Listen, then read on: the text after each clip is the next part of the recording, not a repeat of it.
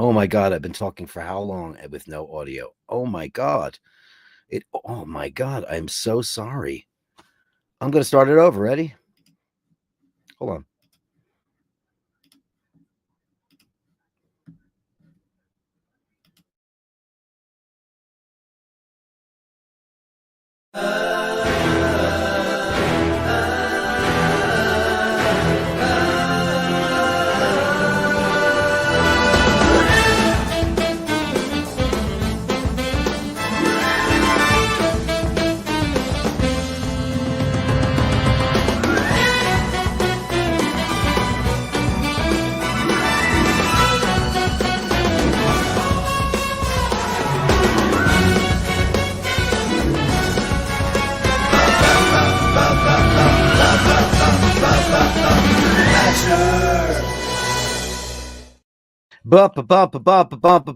Bashers Redux.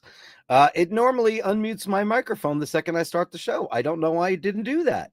I don't know why. I have no idea. What the hell? Audio's here, right? I'm going to start all over again. Ladies and gentlemen, let's start it with Pound of Power coming back for you. Pound of Power. Things are going to happen. It's going to happen. It's going to happen. It's going to happen. Ray, you got audio now? Infamy. They've all got it in for me. Pound of Power. Everybody's got it in for you. And I said earlier, I go out on a Friday night and I come home on a Saturday. I go out on a Friday night and I don't know the song, but I probably should. And you'll make me feel stupid because I don't know it. I like Sheen's latest Land Dweller video. He just dropped on his channel. Shame I couldn't tell him so. But who cares? Well, at the end of the day, Rolex does what Rolex wants. And they want the unobtainium. That's what they want. That's what they want to do for you. And it's ridiculous. Yee, bastards. Hey, Bashtaroonies. Hey, it's great to see you in the room. Danny Gutierrez. Here he is, looking great with his Omega. He says at the end of the Land Dweller video, go out and get a Speedmaster. And I couldn't agree more. Just go get one of those because they're great. Good day, Bashers. Good day, Bashers. Scotty Love, they call him Scotty Love. Destined for just shy of greatness and infamy. You are great and infamous. Don't you think any less of yourself. Munich 72, what a week it's been. Well, hello, buddy. And the beautiful Louise. Hello, gorgeous. Good evening, Dirk, and all the Bashers. Good evening to you, beautiful one, the better half of our Fergal. And happy Friday from Hiteshi. Great to see you in the room. Sorry about my lighting. I got to warm it up somehow. I just don't have it. It's just I've been trying everything. I put colored filters on there. It's just too bright. I got to get smaller ones that are going to warm the room up. But it works, and everything works except for the audio, which was muted. That's all it was muted. How silly is that? Happy Friday to you. Upvoted number 5. Ray was here. Finally got here. Been waiting for eternity for you to arrive. Well, here I am. Here I am, the one that you love. Love you in so many ways. Air Supply. Andrew Wolkowicz, Canadian $5. Congratulations to Paddle Power. I'm working till 6, so I'll tune in late. Upvote and subscribe. Everyone, be a blessing and become a Patreon. We start off with the Andrew Wolkowicz. Gone for the second.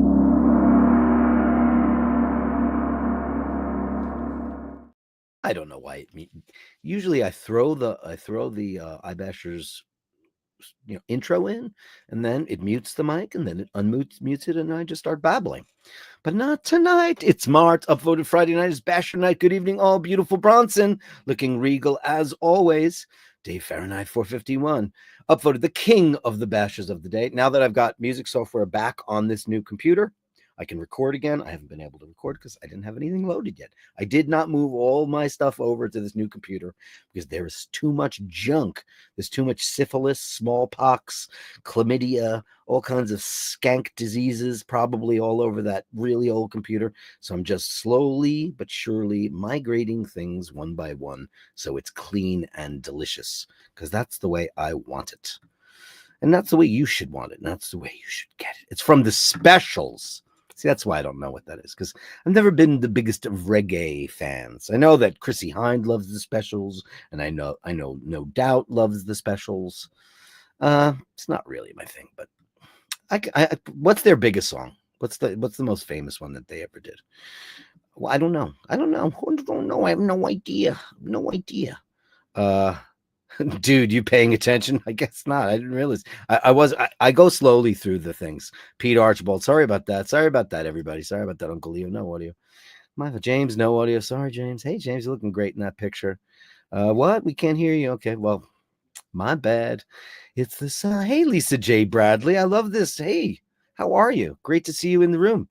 Welcome to iBashers, guys. If a lot of people who I'd never met before, like the other day, we met Pete Archibald, brand new guy in the room, a couple of people.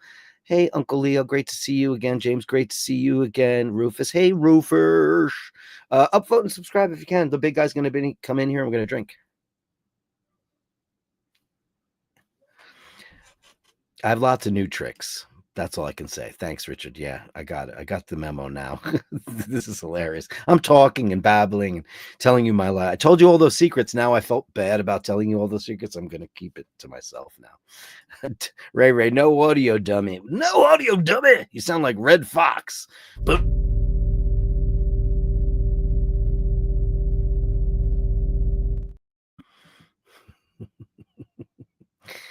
Nathaniel had tried calling Paul to tell him the Dirk couldn't. It was that colossal of a calamity. 12 minutes of me going.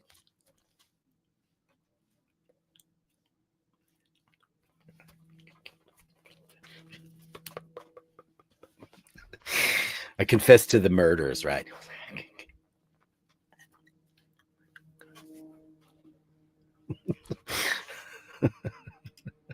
You have a problem paying attention to the chat. This is proof. Hey, you know what? I don't know who the fuck you are, but you can go fuck yourself. I go through the things as they go, and you're just a troll, so I could tell that's what it is. And you called me a doofus too. So you know what? Say sayonara to you, whoever the fuck you are. Bye. Be nice. I didn't know. Couldn't tell. And I'm reading everybody's chats because they're important to me. You're just not. I tried calling Paul. There you go. 6 minutes in, he doesn't realize that the mic because he was plugged in. I wonder what he's watching. Not porno, that's for sure. Hilarious that the gong sound worked, but the actual sound didn't. Yeah, because those work because they're built into the program. That's funnier. Let's guess what he's talking about. American Legend watches, so I haven't gone insane. No one else can hear me either. Hey, Richard Brennan. What do you think the candle was? Oh, great. I lit a candle for Pup, who is suffering from newly diagnosed with diabetes, and we just wanted to make sure that I couldn't get into the local church today to light a candle for Pup because it was locked, because you have to lock up churches now because people are such scumbags and you can't go in there and do your thing. So I just wanted to make sure that we had that for beautiful Pup. That's what it was about. That's what it was about. 8 minutes. He just told his life story. Hey, Ray 4964. Can anyone live? Okay, I'm back. There you go. What the hell have you been watching, Dirk? Hey, man, listen, I don't know why it didn't unmute it, but it just didn't. Why did he have to start again? Because I thought that was funny. I just got back from my neighbor's house after they had a chimney fire. Oh, shit. Hey, Pete Archibald. Great. Yeah.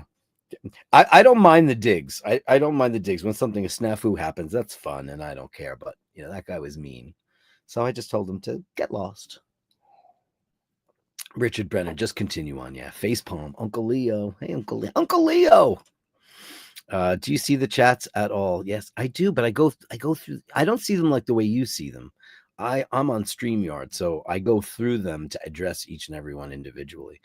That's what I do. Apple Mute, sponsored by Aviation. Yeah, the songs from the special is great. Grazie mille, Andrew. Hope everyone is well. Thankfully, my 89-year-old neighbor Petey's house didn't burn down. Was it really a chimney fire? God bless him. My God, that's terrible. Sorry, not been on. Hey, Steve Mac 3. I've been suffering. Oh no. Oh no. Oh no. Oh no. On meds, so hopefully a few weeks and I'll be back to full health. I don't know if you remember, I did actually one of the few shorts that I've done on the show was I went and I got Shingrix. I got because somebody very close to me got shingles and who's particularly young. So I got nervous about that. And because I've had chickenpox now, if you've had chickenpox, you are likelier to get because it's the herpes zoster virus. So I went and I got the vaccine, and it was spaced apart 3 months. The first one was fine. The second one, I couldn't get out of bed for 3 days. So, but shingles is a particularly ugly thing to have. So I'm so sorry about that. But take your meds, and the most important part is to protect your eyes, as I've learned about that. Hey, Dirk, sir, over WWAD. Hey, time flies. Hey, watches one. What is WWAD? What does it mean? Over WWAD. What does that mean? Oh, over watches. I don't know what that means. Thanks, time flies, but somebody will tell me in a second. Most famous song by the Specials is Ghost Town. This town is coming like a ghost town. That song I definitely know. I definitely know that one. What does WWAD mean? Time flies. Hey, time flies. Great seeing at number 19. Fantastic. Uncle Leo, good to have you back, Dirk. Oh, we love you too, man. I'm sorry about that. I apologize. And I lost my temper a little bit because, when stuff goes bad, you make lemonade. So I'll unban that Munich guy if he behaves. I just blocked him because he called me an asshole. So whatever. It happens. There's the big guy right now. What's going on, man? I didn't have audio for the first 8 minutes while I was going like this. Oh, what happened? It didn't unmute the mic when I ran the when I ran the pre-roll. It always does it, and it didn't do it. So fuck. Some guy said some not so nice things to me. So I said goodbye. All right. That's your right to do. I was like, Dirk lost his temper. And I even said, fuck you. Rarely happens. It rarely happens. But I did, because, everybody's like, look at the chats. And I'm like, me, I go through the chats. Oh, look, you got a new rabbit. Blah, blah, blah. Let's talk about that. Yeah. So I was going like this. So then I made a joke. I said, what I was really talking about was this.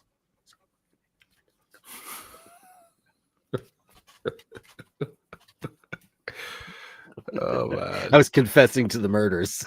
I've fucked up many times doing that shit, especially back at the start. I didn't know what I was doing. I kept fucking up. And Tim Wright kept helping me. He'd text me on my phone going, dude, you have to unmute, or you have to change the setting, or you have to. Yeah. He was trying to help me out. Yeah. I've been so super consumed with lighting, and I know it's very fucking, I look like I'm in a public toilet right now. It's just so bright. I can't use that camo anymore because with this whole system, it just looks terrible. Okay. And so I'm just you have to run naked with this scenario because you can't adjust anything in it. So I'm just gonna have to go get better lighting. That's all. That's all. I put some like pillowcases over them, pink ones, to try to give me a little bit of color so I didn't look so stupid. I asked everybody, what I said earlier was I'm not wearing a watch. What do you guys want me to put on? You know what I have. I'll put something on. You tell me because I'm watchless. I see you're wearing a Speedmaster today, right? No. You were. Well, earlier today. When you dropped your Rolex video. Oh yeah, when I dropped the video, that was last night that I was filming. I was filming that last night. But the edit has to be done and then you put it out. But yes, on the video that I filmed last night, yes. But no, today I'm wearing the Explorer 2 Polar. Yeah. Nice. Polar. Nice. What does WWAD mean? So what would something do? Who wants a drink? Oh, who wants a drink? Oh, yeah. Okay. Oh, he wrote it down. No, because earlier he said, okay, now I get it. That's how stupid I am. It's my friend's show. Everybody with their acronyms. Who needs a drink? Who needs a drink? Oh, right. He just said it wrong. Yeah. That's so funny. So I'm having No Name. I saw that you were drinking. I was watching a little bit of your show earlier. It's all right. Yeah, and you're right about that. It tastes like a little bit like a strawberry punch. Yeah. It's got a bit of the zing. Yeah. It's got a tangy zing to it. Yeah, and it's a little bit funny. No, it's the other. It's Barbaresco-ish rather than Barolo-ish. I just was thinking of that line. It was in Extras when Elton John goes, "It's a little bit funny,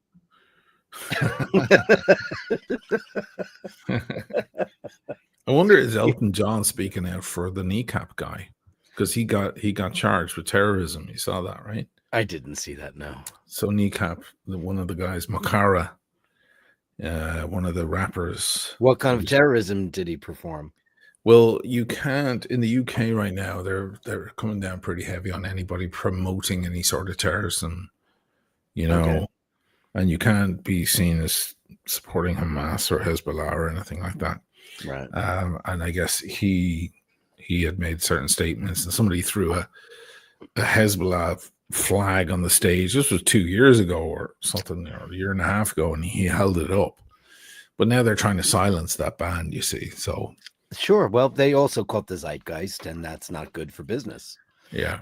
So that's for sure. They charged him. Fucking wild. They charged him, huh? What about Paul Thorpe's guy? Is that guy in prison? Tommy Robinson is getting out of prison for contempt of court and is being rearrested immediately. Oh, good. For instilling fear, a threat of fear or something, fear of attack or something against some other critic. So he's gone straight back into jail. And Paul Thorpe has basically just set up camp in Spain and is avoiding the authorities in the UK completely. Yeah. I'm going to, can I broker a little bit of peace here? Mm-hmm. So Paddle Power, apparently he's banned from your show, but you guys bark up the same tree. You're both super anti-Zio and all that stuff. And I mean, I can't imagine. I was like, what could you have possibly said that would get you thrown out off of his show? I don't know. I don't remember. He loved your show today. He said Asheen had a great show on the Land Dweller. I would have loved to have commented. He goes, but I'm not allowed. And I was like, wait a second. I think that you guys could almost co-host a super anti-Zio show. Kneecap sold an impromptu gig today in 90 seconds. Yeah, they're gonna do gigs without one of their main rappers. Oh, that's right. Oh, he was arrested. Well, yeah, I don't think he can. He's been charged under the Counterterrorism Act 2006. Pretty serious. Oh shit! Power doesn't remember either, but he loves you. Oh, see, let me go to Israel. Let me go talk. I will broker the deal. I will broker the deal. I will broker the deal for you. I don't know. I'll unblock him. It'll only be a matter of time, though. You know? Yeah, but you guys if he found himself there in the first place, he'll probably say something else. I don't know. I don't block people willy-nilly. No, I know you don't. They have to continue to reoffend or be particularly heinous or whatever, you know. The guy that I banned today, his name, first of all, when I saw the name of his channel, you banned the guy. Well, I probably did. First of all, he said a couple of things that weren't so nice, but it was Munich 72, and I was like, oh, okay, I know where you're going. Shit. I kind of know where you're going with that. Okay. I was like, you know what? Better I don't. Better I don't. Now you probably did the right thing. It's like, terrific film. Great film. Yeah, good film. Great film. Yeah. You want to know what? That's one of Janusz Kaminski's best photographing jobs. It's fucking how many well-made film. Beautifully done. Jeffrey Rush is in it. Daniel Craig is in it. Daniel Craig is in it. Yeah. And what's the main guy again? He played the Hulk. I always forget the name. The guy's got a kind of slightly funny mouth, right? Kind of talks he's a good looking dude though. He's a good looking dude with a funny mouth. Mm-hmm. He was about to become a huge star, and then he didn't. Right, that's why I can't remember his name. I haven't seen him in anything in ages. He kind of reminds me of Eric Bana. Thank you, Gabri. Thanks, Gabri. Of course, you guys are all Eric Bana. I think that the new Eric Bana is Theo James. I feel like this guy's going to add up to not much. I don't think he's, he's been in everything. He's good. People thought he was going to get the James, but you heard about that whole Andrew, the Aaron Taylor Johnson shit yesterday, right? Sure. So I mean, was that a slip up or was that on purpose to just start the hype? So Because Aaron Taylor Johnson is a ambassador now, right? he's an Omega ambassador. And why the hell would they give a guy like that an ambassadorship for Omega unless he's James Bond? Because he's he's not an A-list actor. He's He's pretty A-list. he's not A-list. Name, what was he in? Lots of shit. He was in a lot of shit, but he was never the star of them. Oh my god, he's been in tons of shit. Name one movie he's been the star, like he's above the title. I mean, I know he's been in Marvel thing. Kick-Ass, he was the main guy in Kick-Ass Part 1 and Part 2, and they were big films. They were great fun, by the way. You should watch Kick-Ass. They're so fun, those films. It's like superhero shit, but it's really nasty. What else was he in? He was in Nocturnal Animals, of course, but he wasn't the main star. Yeah. He's been in a shitload of Marvel stuff. He was in lots of that. All that. Yeah, I know. I don't pay attention to that shit, but he was in a ton of that. I couldn't care less about the Marvel. So you think that maybe he's the new Bond? I think he might be a good fit. He's fucking ripped as hell, that guy. He's got one very major flaw. What is that? He talks like this. He's got a really high voice. He can change his voice. He's a good actor. Can he? We will sell no wine before it's time. Well, that's my Orson Welles impersonation. Yeah, you've watched the commercial bloopers. It's the greatest thing ever filmed. Orson Welles when he's doing the wine commercials and he's drunker than a skunk. Well, he keeps fucking up. Boy. He's so hammered in that. So great. I mean, man, he's got one of the greatest voices in the history of voices, though. Oh, Sergio. How great. Did you watch this? I recommended this to everybody. F is for Fake. This movie from the 70s about the masterpiece forgeries. Oh my God. I can't give it away, but here's the thing that he says. So is he in this? Is this why he's not? He directed, Orson Welles directed this movie, F is for Fake. Oh, Orson Welles. And he goes, for the next hour, everything you see here will be true. And the movie is 2 hours long. Okay. So the first beginning of it is completely true. In the second half hour, he makes everything up. It's fucking brilliant. It was really good, and it's a weird film from the 70s. He's just great. I can't believe you did that. Wow. Oh, yeah. Should I put Aaron? Yeah, I'll pull it up. Hold on. Aaron Taylor. Yeah, so he was spotted wearing an Omega. No, he did a press conference with Reynold. Oh, he did. Oh, that's right. I saw that. I mean, the full Monty. He's with Reynold. I mean, what? So he's got to be. He's got to be. Aaron Taylor Johnson joins Omega. Oh, he's on the fucking website now. Oh, yeah. And then there's that. I mean, he's wearing first Omega in space. Great jacket.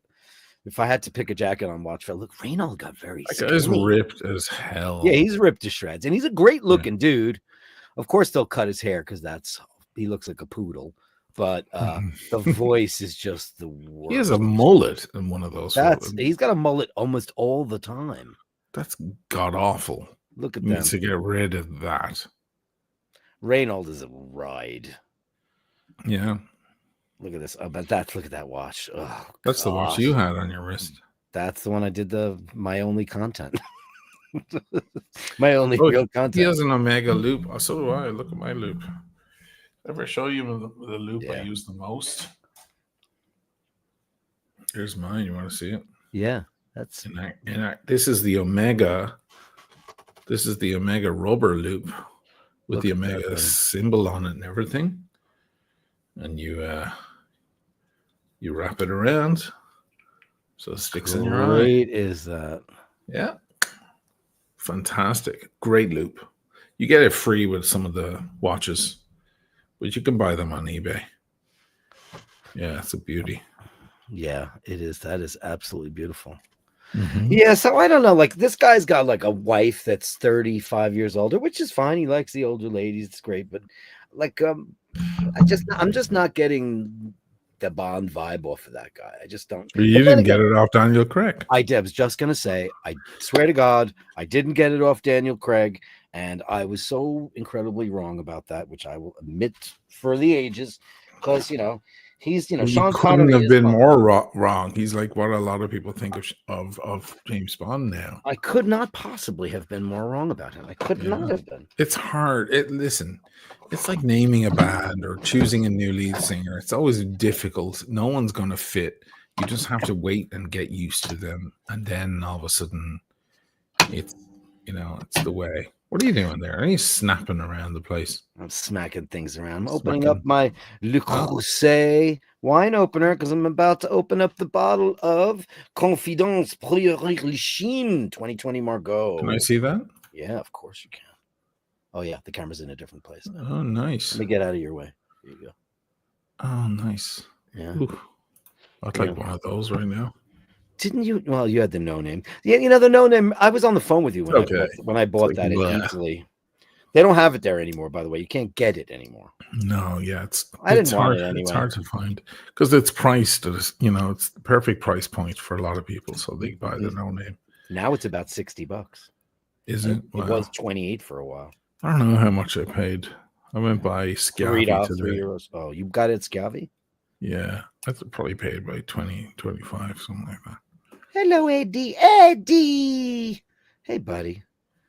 Yeah, Bala says if they cut his hair, he'd be all right. And look who's back. I told you I unblocked him.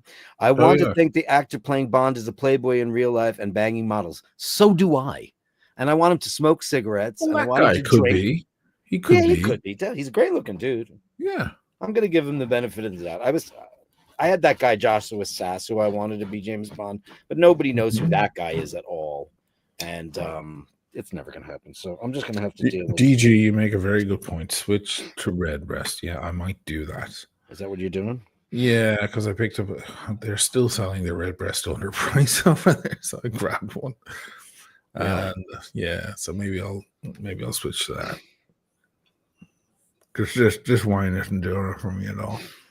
Yeah, because it's got that tang to it that you do not like, and nor do I. It's not our thing in any way, shape, or form. Yeah, it tastes young, like a Barbaresco. That's right. Well, it is technically Nebbiolo. It is Nebbiolo, but it's just a Nebbiolo. Yeah. It's not my thing. Oh, yeah. Oh, yeah, kids. Oh, yeah, I see. Hey, kids, shake it loose together. Look at that. Just a little bit of seepage. Not much. Mm-hmm. Not much. Yeah, he's 30 and he's married to a 60-year-old chick. Kind of ruined. Yeah, she's and she's a director though. She's Well, that's what I always assumed that the deal with them was a bit of a like what John Hamm had with his ex-wife, and so it was like a power woman in Hollywood. 100%. And these guys hook up with them because they know it's going to further their career. It's something women do all the time, but it looks weird when we see men do it. I mean, obviously it should work either way. Redbreast for the win, Drew B. There you go. Drooby doo, where are you? I was telling everybody earlier that while I don't wake up to the coffee that you sent me, I drink it all day long because it's a great smooth coffee to drink. In the morning, I need to get punched in the face. I need like somebody to just take a hard fist and pop me with it, which usually means like a ristretto doppio. I want to just get murdered in the morning because I can't think straight without coffee. I just can't. I just go, duh, brain not work. How about Billy Joel? Did you hear about that hydroencephalitis? Oh, really? Fuck. Which is very interesting because this week when Rose had her CAT scan that she almost died from because she was allergic to the contrast dye and went into anaphylaxis. And I've told this everybody, if you ever have to have a CAT scan done, they shoot this dye into your That's right. system. Now they don't do tests. They don't in the States. You drink some of it and then they put some of it through your IV. Correct. Depending on, I guess, where it's for what purpose the CAT scan. Right. They wanted to do one of her head. And she went into full-blown anaphylaxis. Her blood pressure went through the roof. Her oxygen levels, she couldn't breathe, all that shit. They had to EpiPen her, and like she's 88 pounds. I mean, they're going to kill her.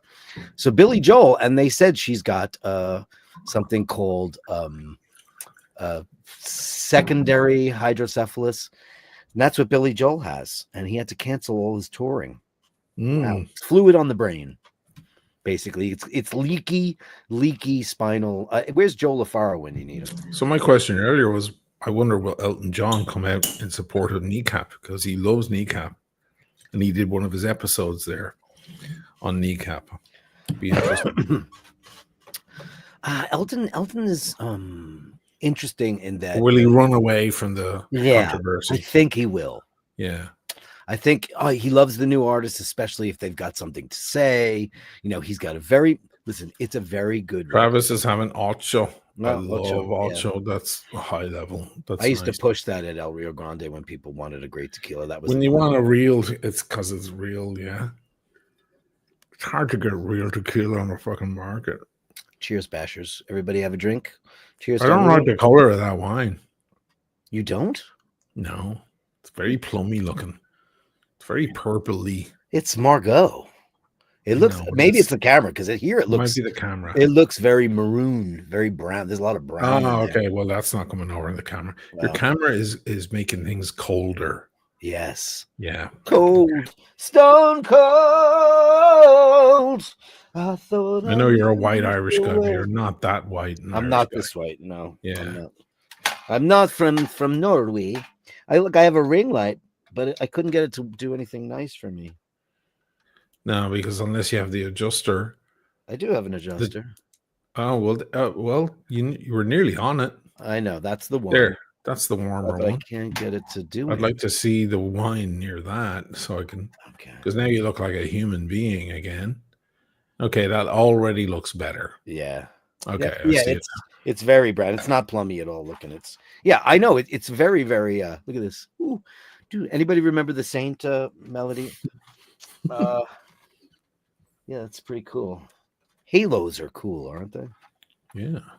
Like whoever came up with the concept of the halo. The halo, yeah. It's such a great concept, right? Yeah, I can't make this look good. I brought a candle in here. Now, if I put the other one on, the camo camera, which you and I did it with you. Were you the one that liked it? Or Emmett liked it better? I forget. Because Emmett said, Dirk, I love your new setup, but it looks very icy, like you're in an ice box. And I'm like, yeah, I know. Yeah, it's just the lighting. But everything works. Yeah. First. You need that first. That first. Then fix the lighting. Oh, not to bore you, or I know there's a lot of nerds here. Dude, what a difference when I used the instead I got rid of the HDMI and I connected the monitor via USB-C. Oh yeah. I mean, it's day and night. Not only that, everything was moving around kind of problem. My problem was if it was in sleep mode, if I hit the space bar, it would take like a year for the screen to pop back on. Oh, that's weird. Now it's instantaneous, like I'm used to. Yeah, yeah. Because Macs just go right back on. And like, I was like, what? I can't live with that. And it was I just swapped it out, and it's fantastic.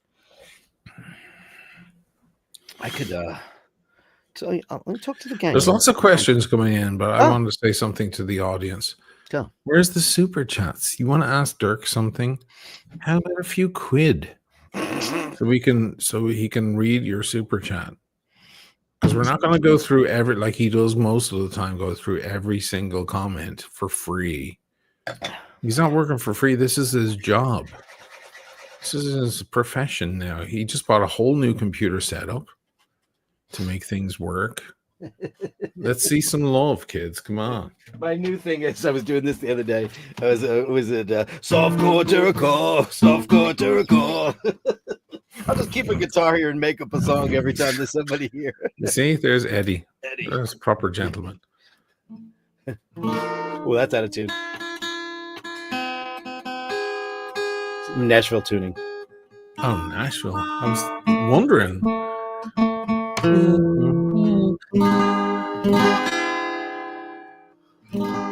Oh, something's up. There it is.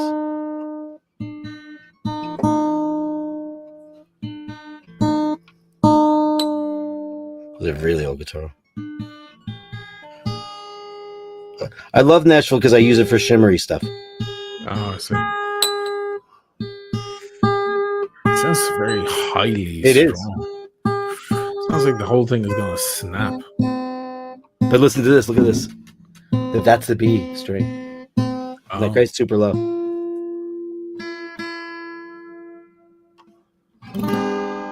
It's crazy. It's like a 12 string.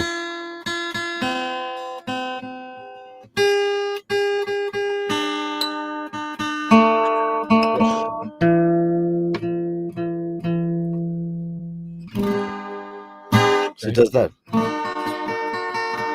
So it's cool. You could do like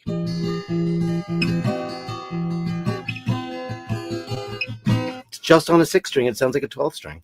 That's true. Crazy. And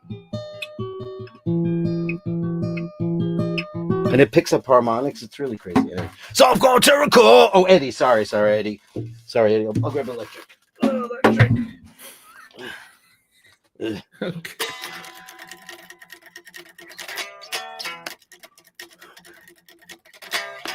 Eddie's got the rum, got the watermelon. Eddie's there for $10. The iBashers say yeah. There you go. It's like Iron Maiden. Dum, digga, dum, digga, dum, digga, dum. Oh yeah, right. Thank you, Eddie. Here's a big one for you. Thank you so much.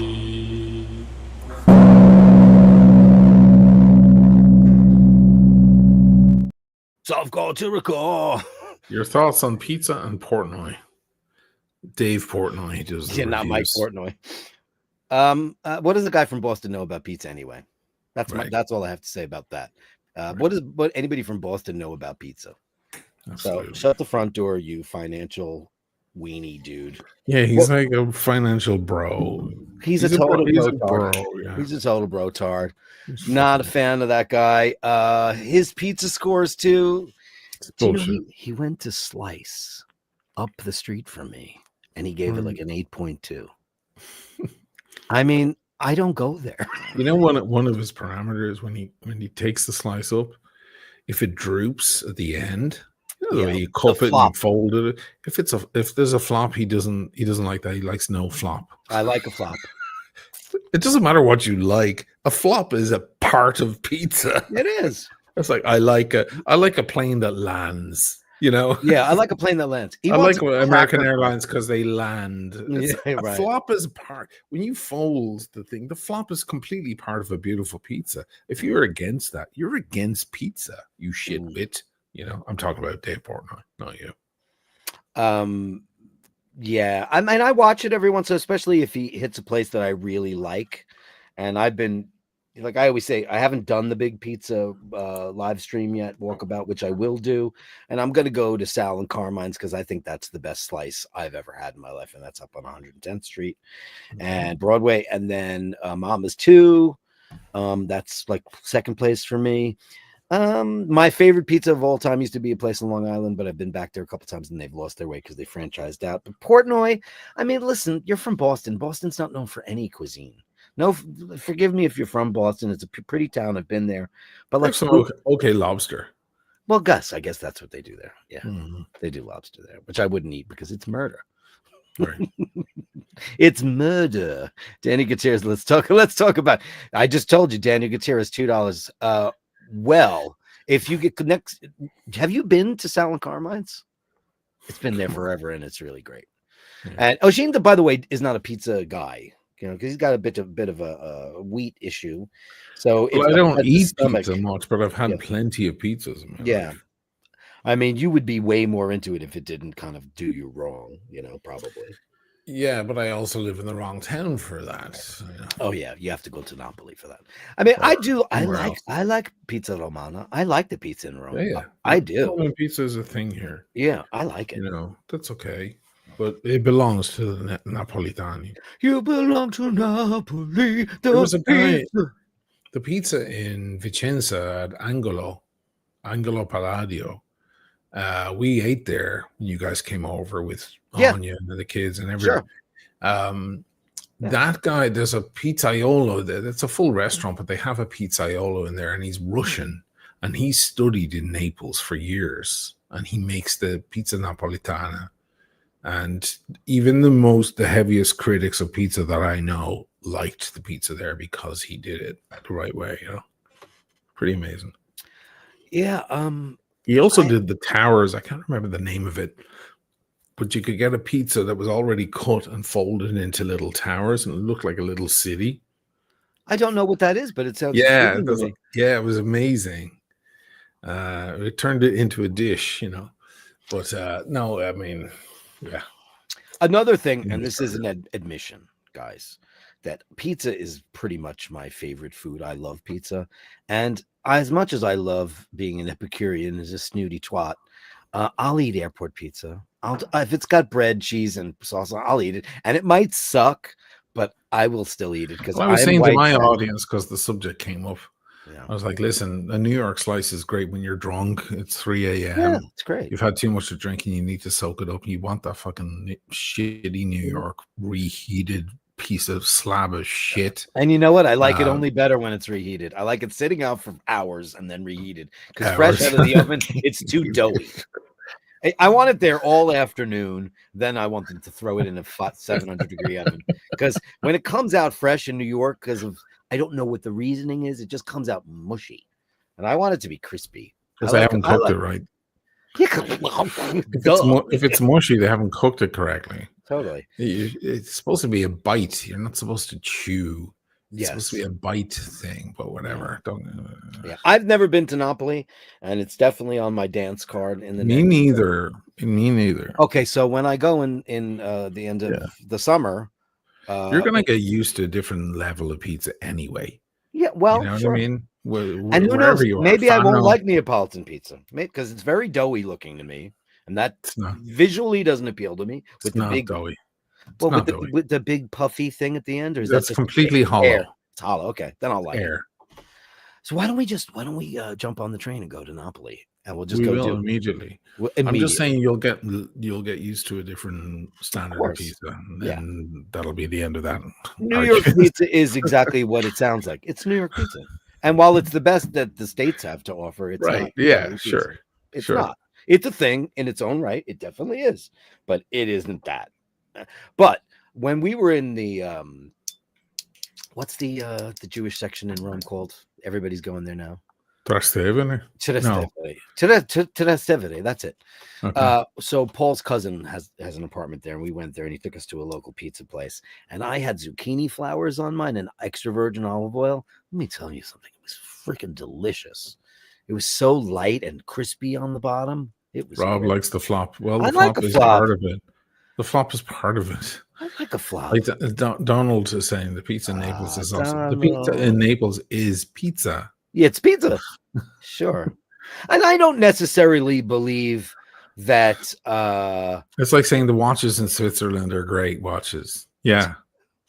But that doesn't mean that somebody can't make it better elsewhere. They can technically, even though something was born somewhere, it doesn't mean you're the only person that can have that. Of course, pizzas in Napoli is so famous for being. But you're straying. You're still straying. Well, what if a guy from Napoli? Well, they all came from Napoli. I just answered my own question. Everybody from Napoli came here and they made New York pizza. So there you have it. Well, the thing about the Napolitani, and it happens here in Italy as well, is a lot of Napolitani, they move up here because there's more money up here in the north, right? Yeah. And they don't know what to do. They can't get a job, and they open a pizza place. They're not pizzaioli. They don't know how to make pizza. They just know that up here, because they have a Napolitano accent, everyone will shut up and eat their pizza. And it can often be crap. Because they don't know what they're doing. They don't know how to make it. And if they went back home and made the pizza, everybody would laugh at them. But when they're away, it's a perspective thing. Sure. It's like Venezianico watches. People think there's something to do with Venice because of the distance, but they're actually nothing to do with Venice at all. Same shit. So they can sell their watches to Americans and Brits and so on, but they can't sell them to the Italians because the Italians aren't going to buy the bullshit. You guys are now getting into the whole Chicago thing. Listen, I went to Chicago, and I love that town, love the people, love that city. You know what I think about it as a bit of a pizza Nazi? Yeah. Because I lived with a super pizza Nazi for 2 years, right? Yeah. At least that's different enough that it's its own thing. Do you understand? it's far enough away that it's its own new creation. Deep Almost to should, deep dish. Yeah. yeah, it almost should not have the word pizza. It should have a new title. The problem is when people try to make pizza, they just don't know how to make it. That's the difference. Focaccia con formaggio e pomodoro. Yeah, it is kind of focaccia. I Yeah. mean, it's like a focaccia. Yeah. I had one slice of deep dish pizza and I immediately went into a coma. Because it was just a carb hell. It was like a carb injection. Is it even cooked? Is that base even cooked, or is it mushy and chewy? No, it tasted really good. It had a good taste. It was crisp. It was crispy on the bottom, airy on the inside, but it was heavier than an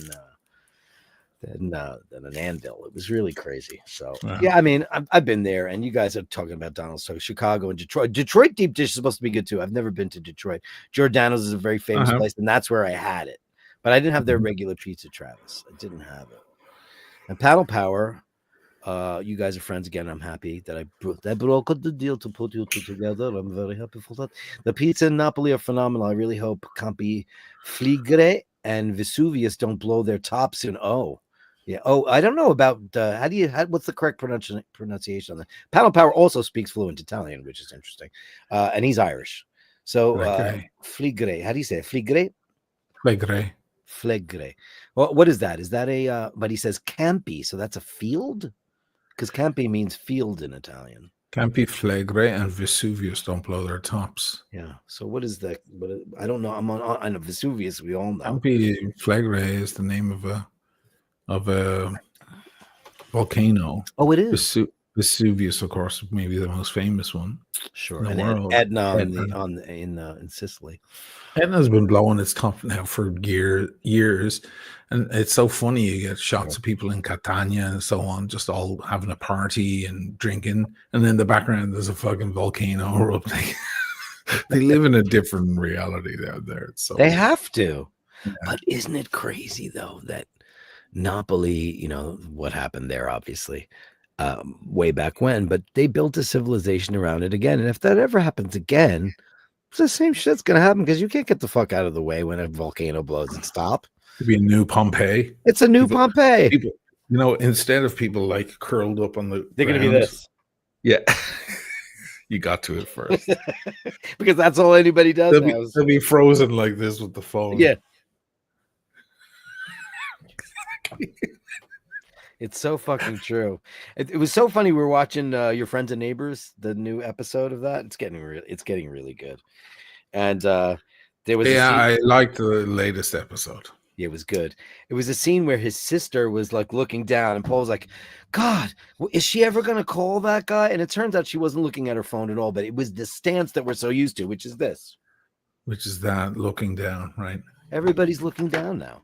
I get on a train, or I don't get on buses as a rule, but in public, everybody's just staring at a device now. It's just, well, years ago it was a newspaper. Now it's just a phone. Nothing wrong with it. Your brother and I were on the phone for a couple of hours the other night, just shooting this shit about tech and music and stuff. And we were talking about the New York Times, and he went to they have a Four Seasons right down the block from their house. And they never go there, but they went to the lounge the other day, and he said they had like the Times and the Wall Street Journal, and he picked up the New York Times, and he goes, "Oh my God, it's so small now." Oh, it is? Oh, yeah. The paper? They shrunk it. But like when I was in high school in New York, it was this thick, right? It was this thick. And also there was a class in school on how to read the New York Times, like on the subway, how you fold it. Well, that's something I learned from my father. Yeah, right. Of course. You throw out the page properly and you fold. Yeah, correct. You have to throw it out. Uh-huh. Folding a newspaper is a fine art that every gentleman in Ireland knew. Sure. My father would do it beautifully, and I would watch him do it. Mm-hmm. And then all these years later, if you hand me a big newspaper, I will know how to fold that fucker as I go through it, just from watching him do it for years and years.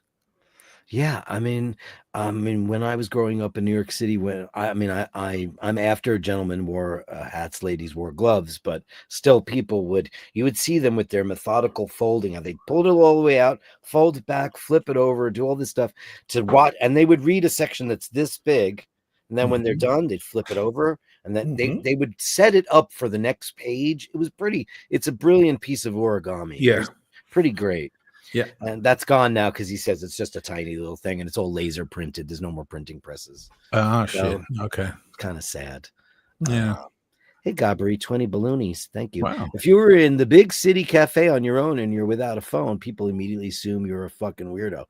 Well, my question is this, dude. When I was on the train when I was a kid and everybody used to pack like sausages, we had perverts and weirdos and all that stuff. So where are all the perverts and weirdos now? They're not looking at their phone. Nobody's looking at some girl's ass anymore. You know, maybe they're looking at porn on their phone. They So might. maybe it's helped that out because you don't even hear about that. But when I was a kid, like all the psychopaths and weirdos were on the buses or the trains. Staring at everyone. Oh yeah, gawkers, lurkers. People were being lewd and lascivious. That doesn't exist anymore. Only P. Diddy. Only P. Diddy. I've been watching. There's Eddie with 50 balloons. Oh, Eddie. Let me give Gabri his big bang boom for that first. Thanks, Gabri. Yeah, they think you're a fucking weirdo. But you know what I do? I have my AirPods in, regardless of what people think. They're convenient and whatever. And I listen to books. And I'm not staring at it. I am looking at people because my dream is to be where he is right now in Italy, sitting at a cafe with one of these. And you know what I want to do? Just stare at people. Look at young lovers. Piazza San Marco's puppies. great for that. So there's nothing You better. see so many different couples. Some of them get up and dance and stuff. Oh, that's beautiful. You've seen so many brides and photographed them. So Because many. now I'm now looking back because I'm about to be an old coot. So I'm looking back and saying I'm enjoying seeing the youth of tomorrow in their exuberance and their lives and how beautiful that is and I'm happy for them. I'm truly, truly happy for them. Yeah. Gabri, big bang boom. Thank you so much. That's a big one. Let's go. YouTube channel.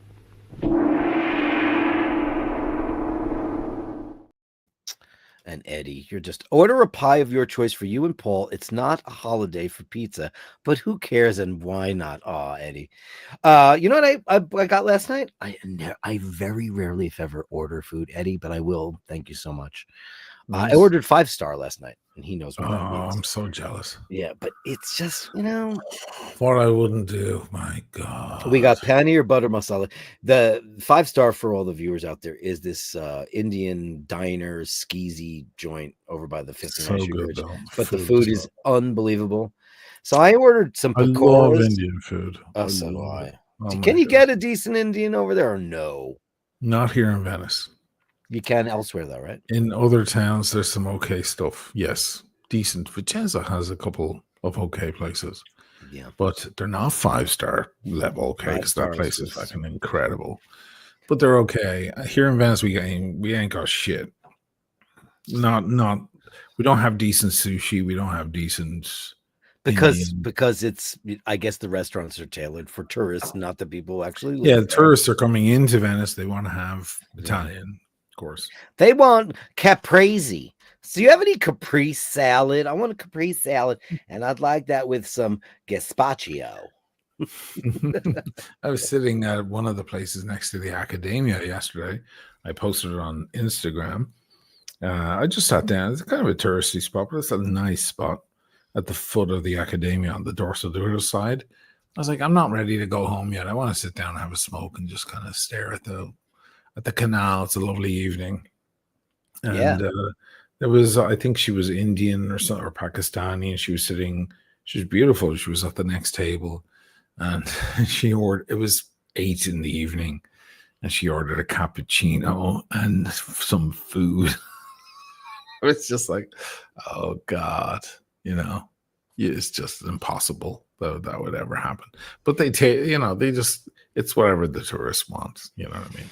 So heathens. Eddie, you're gonna get. You know what you're getting for that? You're getting. What should I do for him for that? I'm gonna give you big one. I'm doing the big one, the huge one. Okay.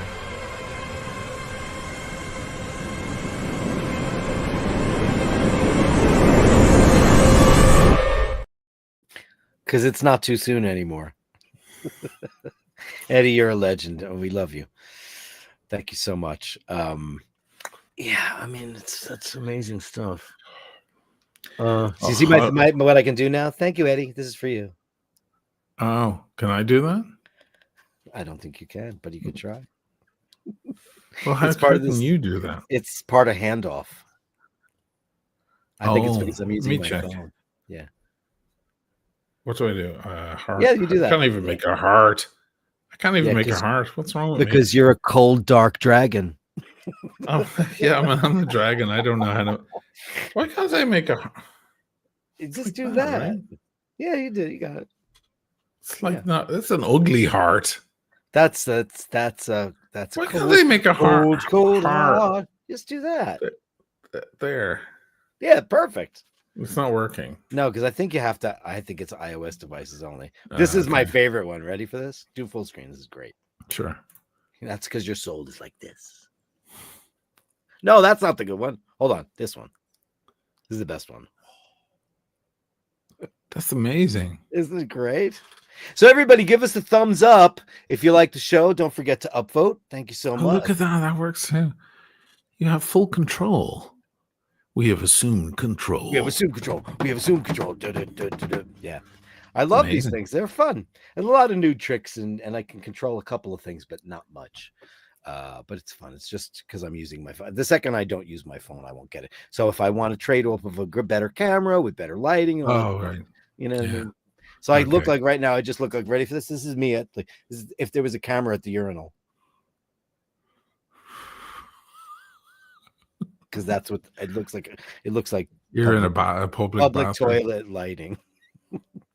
And I even like I made like a. Meanwhile, I'm in Dracula's cave. I know I love Dracula's cave though. So I have this, and I thought this was going to make a difference, right? Because it already gets soft. Ray says, you want a great curry, go to Britain. Ironically, yeah, because some of the best Indian food on earth is in England. But I can't eat it. Manchester and in London. Incredible. Oh my God. You guys, they eat Brick Lane. Southern Indian cuisine in England and Ireland can't do it. It's got coconut milk in it, and I almost died in London because it's full of coconut milk. I had Turkish food in East London one of the times. Last time I was there a few years ago. My God, it was fun. We had a Turkish guy. It was fantastic. London is fantastic for cuisine. Sure, you can get just about anything in London. Anything, it's fantastic. Absolutely ever, and that's a big bang boom for him, right? Let's give you. I'm going to give you kazoo.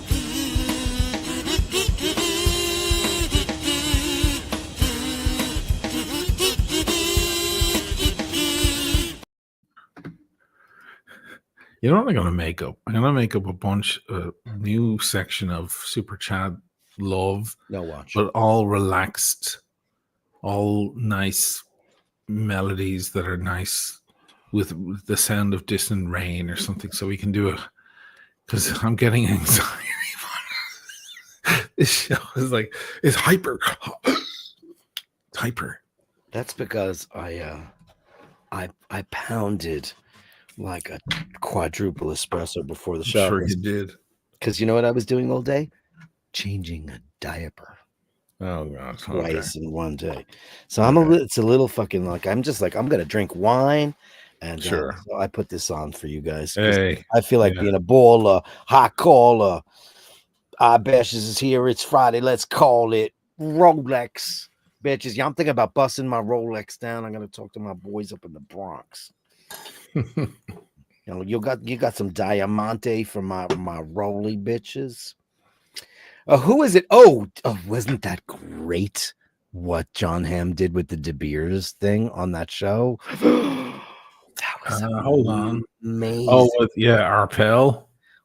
When he talks about the De Beers family and all that, he says the most legal cartel in the world. Yeah, it's great. It was amazing. And now diamonds are basically worthless.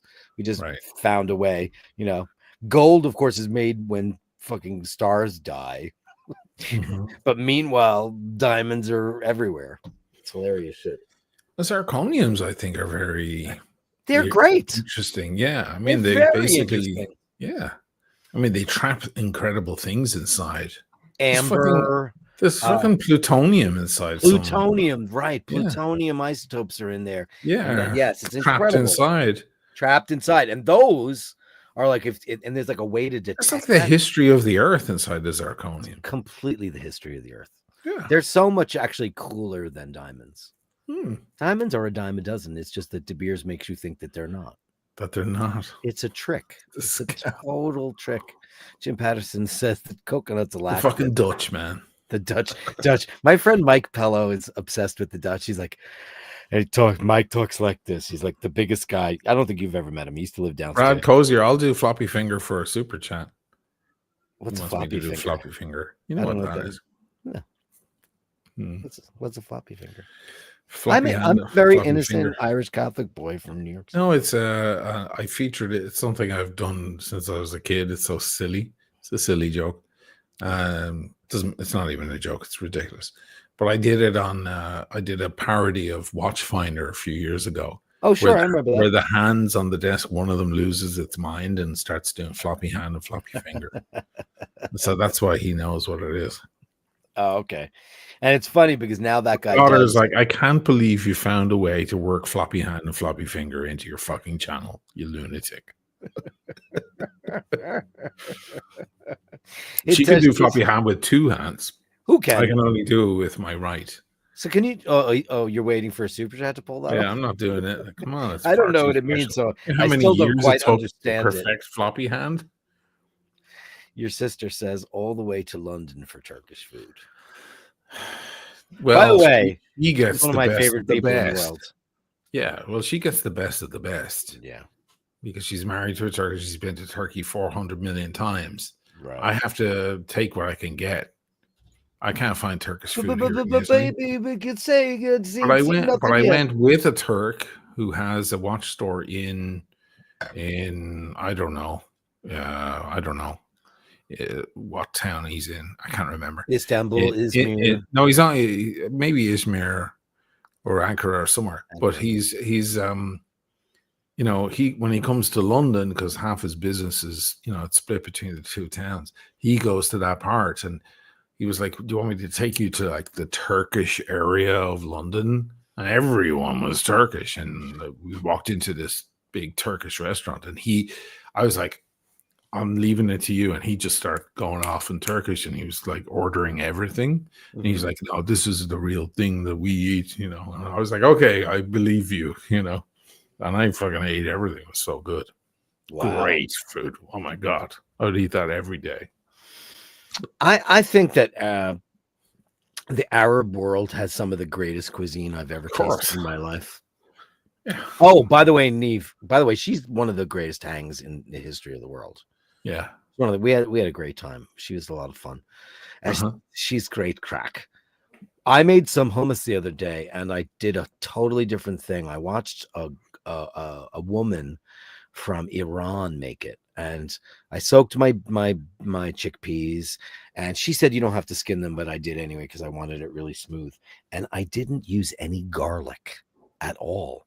I just used tahini and lemon juice and salt, and it might be the best. And I make hummus all the time. It might have been the best thing. We talked about, the Arabic cuisine, because obviously, her husband, she has access to it on a level that we don't.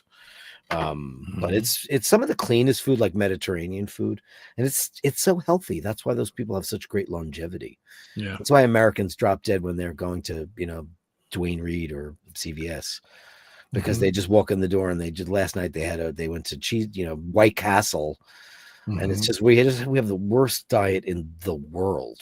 It's just the Irish not much better. The Irish have lost so many young ladies getting married at the moment don't know how to make a stew or a coddle or or anything.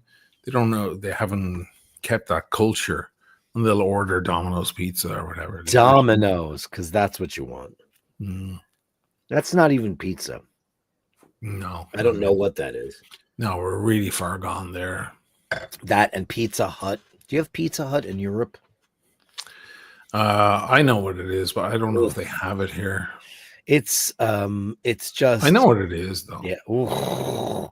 Yeah, it's rough. They put cheese in the They crust. probably have it in Milan, just in the train station or Yeah, they something. have in this. That's the only You know what the I've never Italians seen love it at the though. train station is Five Guys, because the Italians don't know Oh, how to make a cheeseburger. They have no well, clue. nobody They does.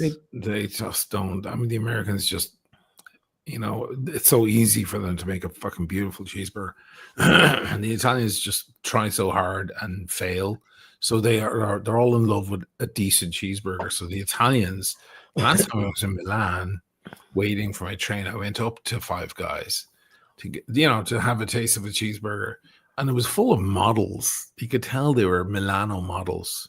They were super skinny, tall, Sure. exotic, and no money, like enough just to buy one burger and no fries, no nothing, because they're all broke. All the models, they start in Milan, and if they have success, they move to Paris. Like my ex, she did the same thing, Listen, if and they live in if Paris, you're a and then model and they call you to Milan, that's the that's road to the success. beginning. Yeah, Then but you go to Paris, and then sure. if you really hit the big time, you're moved over to New York. Or London. So they start in Milan, and there's packs of them in little tiny shitty apartments that cost way too much, and Packs of models. That's just misogynist. that's horrible, isn't it? Well, it's men too. It's not misogyny; it's all men. But I guess it is still Packs of misogyny because models. they're basically girls as well. But anyway, the place was just full of all these like models eating. I was like, this is so Milan, man. The town is weird. This is what everybody's been saying though, Nathaniel. $10. The Irish obesity rate is a triumph over history. This is true. It's so bad. So many good-looking fellas with a big pot belly. It's like, stop with the beer, lads. Come on, you They know can't. They can't. they They can't have. stop with the beer. Can't stop with the beer. It's hard though. Beers. I have to say, when you're out, I do the same when I'm over there. I never drink Guinness ever. No. And at Christmas, I was like, I gotta stop because Yeah. this is in my blood now. This is killing me, man. This stuff. It's just constantly Guinness here, Guinness there, Guinness here, and it's just like it gets. Ugh, it's a lot. I can have 2 tops and I'm done. It's Yeah. too filling, man. It's like a meal. Mm. Yes, it's full of vitamins and all that shit. But And what it's am I going to good for you. order in Dublin?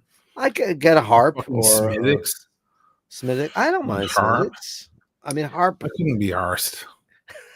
You know what I mean? I'll just get Have a red breast. Yeah, I do that anyway. Yeah, just do that. Jeez. I mean, I don't. Last time I was in Ireland, I didn't even have one single Guinness. I tried a Guinness blonde. I just can't drink that shit anymore. It's just too heavy duty. It's like lead. It's like you know what it is? It's like Chicago pizza. Mm. I love the way it tastes, but I don't like the way I feel afterwards. And I am not a longevity beer drinker. I'm just not. I just did it the other day, last week. I threw up the It next day. weighs your system. We went down. out bowling, and we were drinking pitchers of beers, and the next morning I threw up. And I So I didn't get discovered drunk. something odd myself. My daughter was over here 2 weeks ago, and we were talking about the fact that she has inherited my constitution, the Irish side of things. So truthfully, an Italian diet agrees and doesn't agree with her. You know what I mean? She has to be careful of how she eats. Oh. Whereas all of her friends that she's working with and the film crew and so on, they're all skinny bitches, and they eat pasta every single fucking day. She's just like, it's so weird, these Italians like munching away on pasta, and they're all skinny. Like none of them have a pick of weight on them at all year round. And I just discovered that there's something about the Italian liver and how it breaks things down that's different. There's a whole science to it, and I need to look into it. And it derives from like ancient farmers moving in from the Middle East and so on.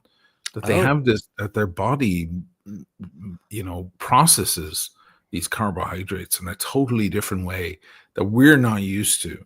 Anglo-Saxon people and so on, and Celts, we cannot process pasta in the same way. We'll process potatoes, but we won't process pasta the same way. I ate a plate of pasta and I'm fat for like 2 weeks. You definitely are borderline celiac, though. Mm-hmm. You definitely are. It is the celiac center of the epicenter of celiac research is in Galway, because so many Irish people are because and it could very well be the fault of the potato famine, and Maybe. all of those things, and like what you guys had to wind up eating. A whole generations, multiple generations of people were starved to death, and then couldn't eat the potato. What were you during the potato famine? The people that stayed, what were they eating? Almost nothing. Grass. Grass. What were they? The And I think that green probably had marks a on their. direct result of it. Forget about the diaspora. They went to New York and got fat and, did what they did. But those who did remain, and the Irish suffer tremendously. My mom had celiac. My sister has But celiac. we never had processed grains. You do In now. our.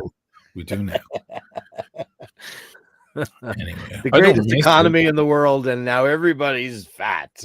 And then the population of Ireland dropped by 70% today due to heart disease. It should be mandatory now in Ireland. Here's the fascist coming out of me. It should be mandatory that everyone learns how to make a good Irish stew and a shepherd's pie and whatever else. Like, learn how to make traditional Irish fare. Yeah. Learn how to like bake potatoes, boil potatoes, make a nice, or whatever. Use the foods that our bodies are used to instead of fucking ordering burgers and pizza and stuff, Sure. Yeah. Thanks. Let's give him a big bang boom for that cowbell.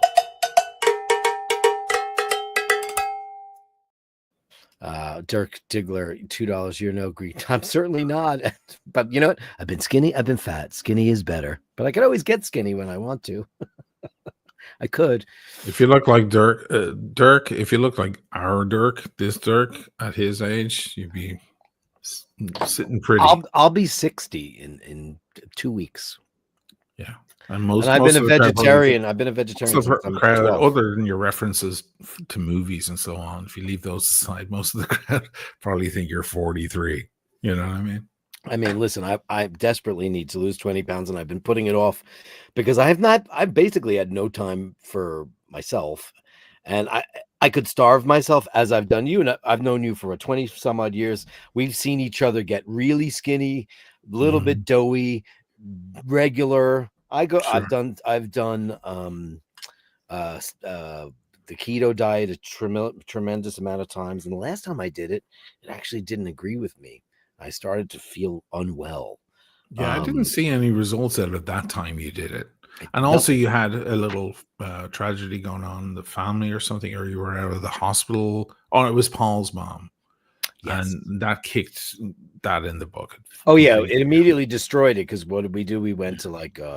Well, you were at the hospital and you had to eat, and you just go to the local place. Nothing worse than hospital eating either. Yeah. You go down to the commissary, to the cafeteria, and you wind up just eating the shite. And I've never seen. You want to hear something crazy? Go. So because I lived next to the hospital when I was living with the doctor, her apartment was across from the hospital, and she of course had that accident and broke her elbow open. She was in the hospital for a bit, so I go over. And the food in the hospital was amazing. And I got into a habit of sometimes if I was too lazy and she was out working or whatever, I'd go over to the hospital cafeteria and get myself a gorgeous salad or like a fresh made whatever, lasagna or whatever. And it was amazing, top quality, because the Italian hospitals are the Italian. So unbelievable. I just spent the week with Rose in the hospital. So I was there, multiple times a day. I was getting her coffee. She said she wanted pizza. I went across the street and it was Chinese people making pizza. So I was like, oh, everything's wrong about this. Mm-hmm. I got 2 slices of pizza and she goes, oh, that'll be $9. And I looked at her and there was a tourist by me. I said, how's that $1 million pizza you're eating there? He goes, oh, I think it was just great. I said, you have no problem paying $4.50 for a slice of pizza? He goes, well, it's New York. I said, well, I'm from Queens. And like pizza should be like, I remember pizza when it was 75 cents a slice. And I know it's 100 years have passed by. That's because you're nearly 60. Yeah, exactly. Now, pizza for me should be no more than $3. And that should be the best slice you could get because it's water. It's flour, water, tomato, and cheese. It's nothing. The overhead for pizza is a joke. Mm-hmm. But this guy was happy as I got this pizza. I took a bite of it and I immediately threw it out. It was inedible.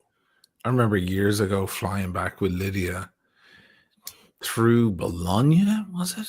I can't remember what town it was, and we were at a train station. We had to get a train back to Vicenza, and there was some sort of eatery place, and I walked in, and they had a full spread. They had duck, they had everything, and I ordered like 4 things, and I'm sitting there, and Lydia was quite young at the time. She was like, "Dad, can we get McDonald's?" I was like, "No, because I'm having duck at a train station."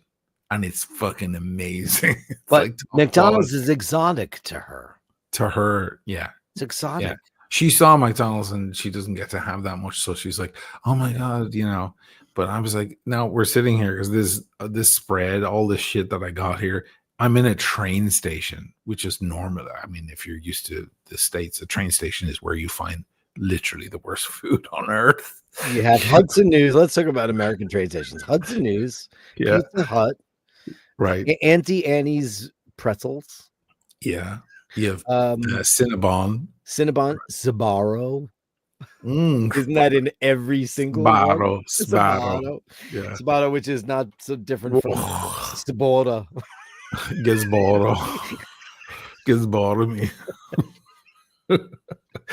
Yeah, you have all of that. Sometimes you just wind up in the Starbucks because at least you're just getting a clean cup of coffee and it's not infected with something. Like as anti-Starbucks stations, I am very anti-Starbucks. I had a sandwich there once, and while it was ridiculously expensive, it was quite delicious. Yeah. I do, however, think, and this is, I know a lot of Europeans will get mad at me. I like Pret a Manger. Whenever I'm in Heathrow, Pret a Manger is not bad. They make some fresh sandwiches. Their BLT is decent. Their egg rocket is amazing. Okay. It's such a great sandwich with a cup of tea. Heaven. It's great. Okay. I mean, but we don't have that. We have a couple of Prets here, but I mean, you go to, like, this is just a classic example of listen, I'm a New Yorker. I'm an Irish American. I go to Europe and I want the best of the best. But man, when Italians laugh at me when I tell them how much I love Autogrill, because to me, it's good. Autogrill is decent. Especially the ones that have a big restaurant. They'll make. If you get there at the right hour, you have to be there at either lunch or dinner time. You can get a decent meal. Yeah, it's on a plastic plate when you're getting. Not if you sit down. If you sit, you know how the ones that go over the highway. Yeah, they're the ones when you sit down there. Well, the ones that have the big rotundas that look like Vatican pavilions, those are the ones more like a labyrinth of sails and shit. But those ones, I went there and they ones that go over the highway over the highway is the restaurant. Yeah, watch the cars go by. I was amazed the first time I went there. The one in Milano on the way to like up to the airport. Mm-hmm. Like coffee came in ceramic and there were forks and stuff. Meanwhile, in New York, you sit down, everything's fucking plastic. Mm-hmm. We're just and I was like, so they have a guy here who washes the dishes or a dishwasher here, and you get a coffee and it's oh my God, Jim Patterson, Roy Rogers. I never shot so much in my life. I had Roy Rogers one time. We were driving, the drive from Boston to New York is the worst. There are no good food options between Boston and New York on the highway. Not really. There's Roy Rogers at the Wazoo. And one time I made the terrible mistake. A DG mentioned Subway. That was always the cleanest option on tour. If you didn't want to shit your ass out, you have a Subway sandwich. It was half decent and at least half clean. But when you had, the Taco Bell, Roy Rogers, that stuff, you just regretted it immediately. You were just, oh my God. Roy Rogers was the worst experience. Roy Rogers is a roast beef restaurant, right? Like Arby's. It's mostly about like double R bar burgers and like meats on like sandwiches, right? Meats on sandwiches, yeah. Yeah. I mean, obviously, and everything's wrapped already. It's already been sitting in the grill and the heated stand. Yes, and they're all wrapped in foil. Yeah, paper foil. Yeah, foil, paper on the outside, foil on the inside, and everything's just congealed. Like the burger, the cheese, that's and a tasty word, just congealed into one thing. You regret. Who doesn't love congealed food? because that word is that's the new moist, congealed. Congealed. I haven't said that word in a long time. I don't It's know where that pretty came out. horrible. Earlier you said anvil. I haven't heard that word in years. Anvil. Do you know Anvil. what I used that word last night because last night we were looking at Ancora. We were looking at this charming young Fanese girl that does a blog around the Le Marche, and she was in Ancona. And I said to Paul, "What does Ancona mean?" I said, "Does it mean anvil?" I was just trying to figure out what it meant because I've never been taught the word for anvil. I'm sure the Italians have a word for it. Anvile. I don't know what it is. And he said, "I don't know." Anvil. I don't know what it is. Italian. I'm looking it up. Yeah. I don't know what it is. I mean, it's a a specialized word. Incudine. Incudine. Incudine. Incudine. Okay. Because we were looking at all the different places in the Marche and saying, because I had this $1 million conversation with your brother the other night about what about maybe not moving to Fano, maybe looking where your money could go elsewhere. And I was like, yeah, sure. Then we're not against that in any way, shape, or form. I just have a special affinity for that. It's a 2,000-year-old city. It's like, predates fucking everything. It's Roman town. It's old. It doesn't have that. It's not Palladio. What's that? Happened in the conversation? Emmett and I were like going through all the realtors and looking at the maps and having a good old time till 3:30 in the morning. Nice. And then I started watching a bunch of videos and looking at the realtors and all that stuff down there. I was like, Ancona, Ancona is a very nice town. It's a very it's very cool. It's a very cool town. It's it's obviously the capital of that region, and it's very close to the border of where Abruzzo starts. Yeah. No, that's a nice town. Ancona. Yeah, it's beautiful, and it's got the gates like Fano does. Fano has all those Roman gates and shit too. But it's very, very cool. And I was like, it's commensurate with the prices in Fano, but there's other places like Senigallia.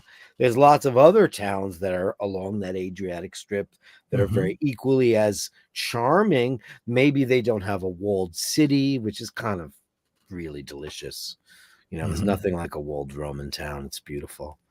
And Emmett kept going. He goes, Dirk, the year 9 is very hot.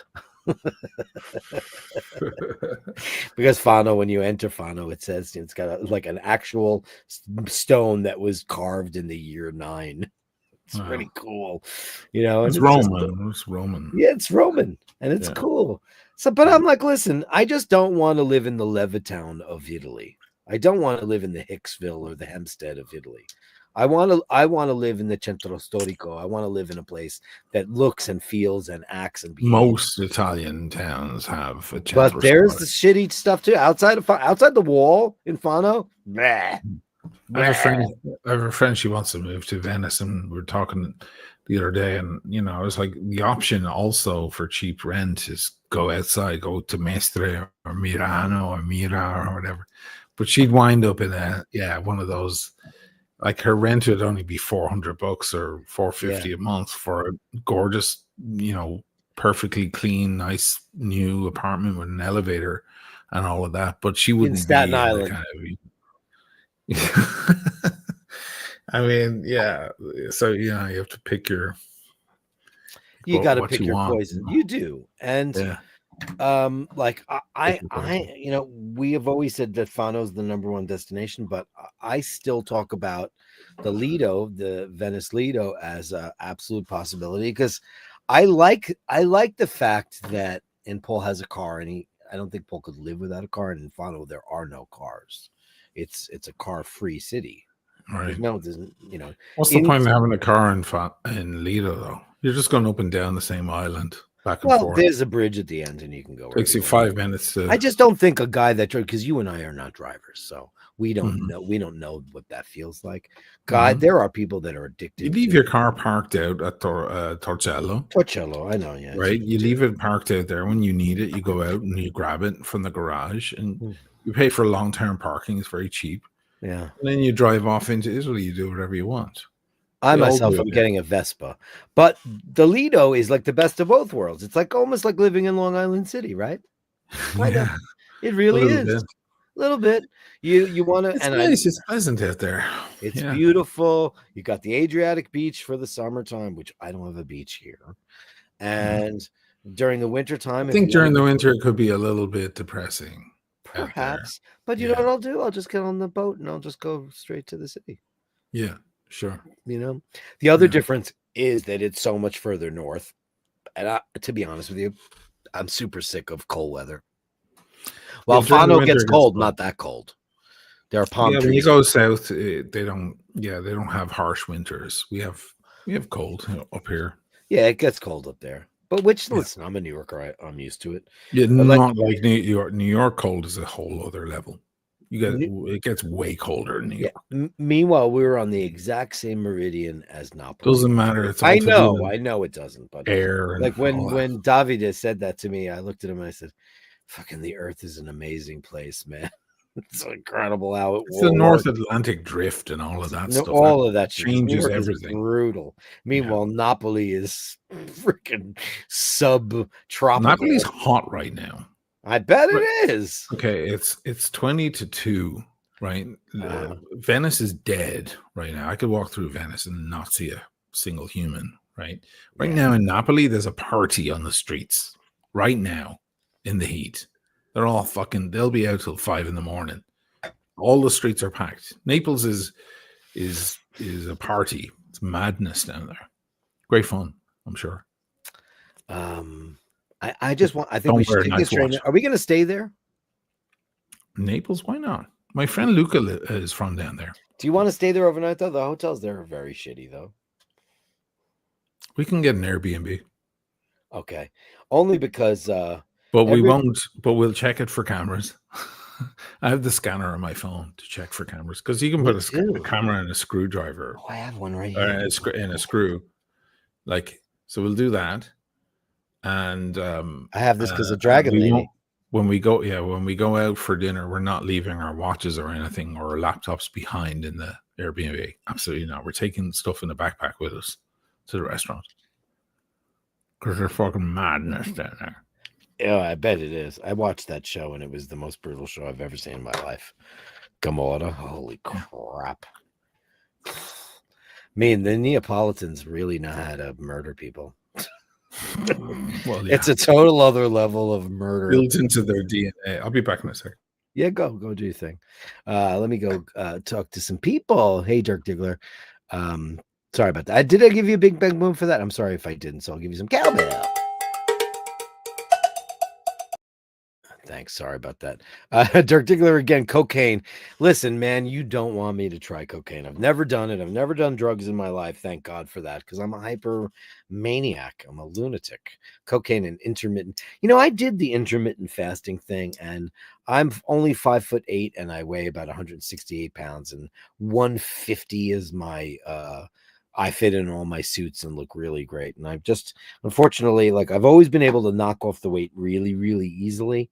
And I haven't been able to do that because I haven't had the time to really dedicate time to myself. And I know that sounds like a sad excuse, but it's really true because I've just been grabbing food when I can. But I used to be able to knock off the weight so fast. I've been like super. Like when I was in high school, I think I weighed 190 pounds and I was a fat slob. And I had this amazing counselor, Ira Lipton, who kind of got me out of my childhood fat syndrome shenanigans. And I got down to 117 pounds and I remained that way for like the early part of my 20s. And that was extremely skinny, like 120, 125, 120, you know, for a guy who's 5'8". I'm not a tall man, and I'm not a skinny guy either. I'm kind of a broad-chested kind of fella with like big calves and stuff. So it looked like I almost looked a little sickly, and I used to feel like it was a compliment. Like people like, "Are you okay?" I'd be like, "Oh, thank you." Yeah, because when you're doing the rock and roll thing, there's nothing better than to look like an emaciated, nothing better. AIDS patient. Yeah, and like, no, I guess nobody knew I was gay at the time because I wasn't going around going screaming rainbows and flowers. I wasn't doing any of that shit. I saw a comedian the other night. He was talking about. He was in New York. Clearly, he was in the Comedy Cellar because I could see that stained glass thing behind him Sure, from the they're comedy always set. there. That's where they And try out all their stuff. right, and he was like, he's like, clearly I'm gay because I've got the gay voice, but he goes, you don't understand. In every other language, they have the exact same voice. It doesn't change just because of the language. And he starts speaking Italian with the gay voice. Oh, he does. Oh. It's a really good clip. I'll send it to you. It's not Matteo Lane, was it?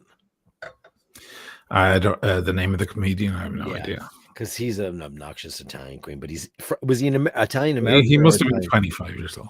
Okay, no, it's not.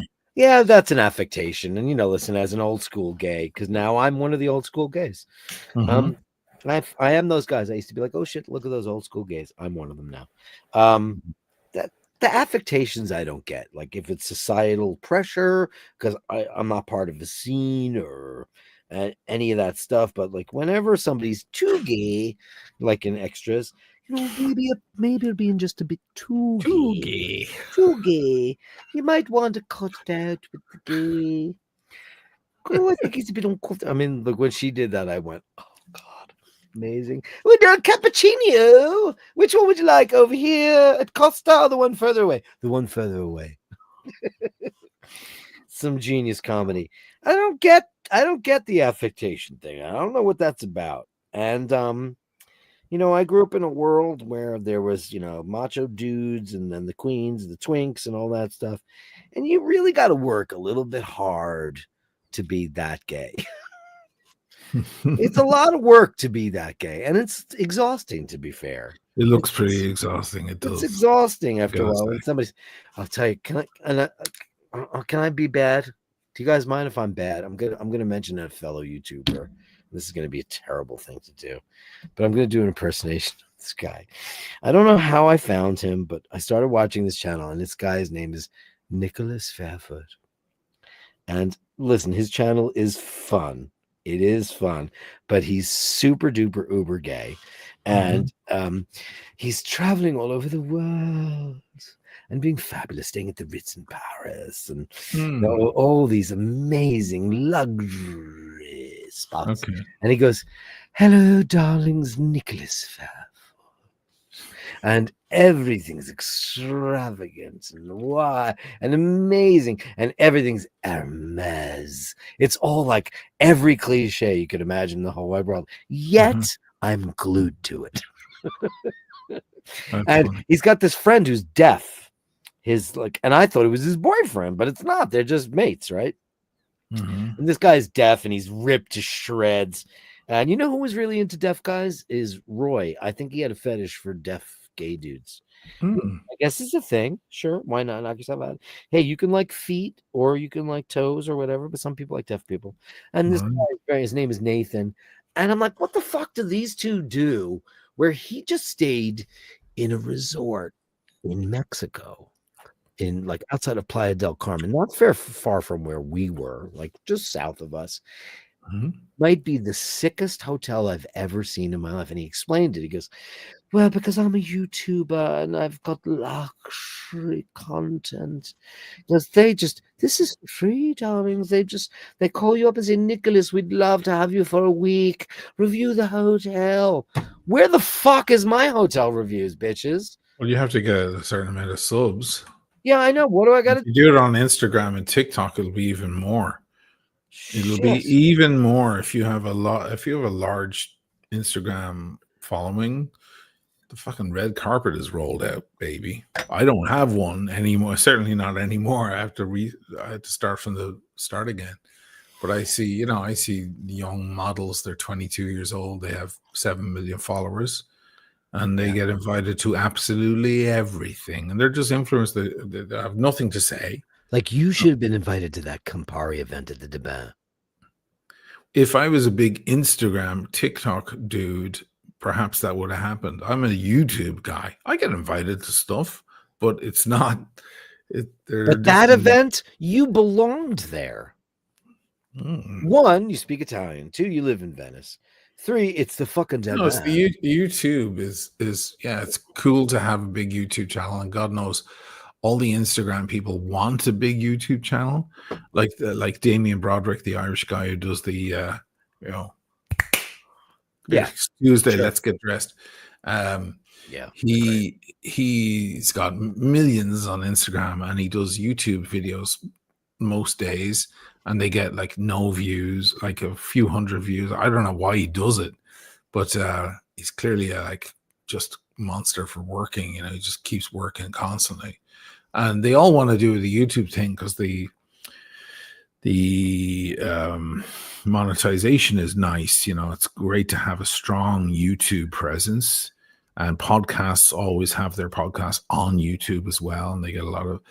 But it's very difficult to translate from one world to the other, and I've Sure. seen many big YouTube, especially girls who are Instagram, who are massive on Instagram, try to start a YouTube channel and they fail miserably because they've nothing to say. It's a completely different audience. Completely. And the TikTok audience is different again.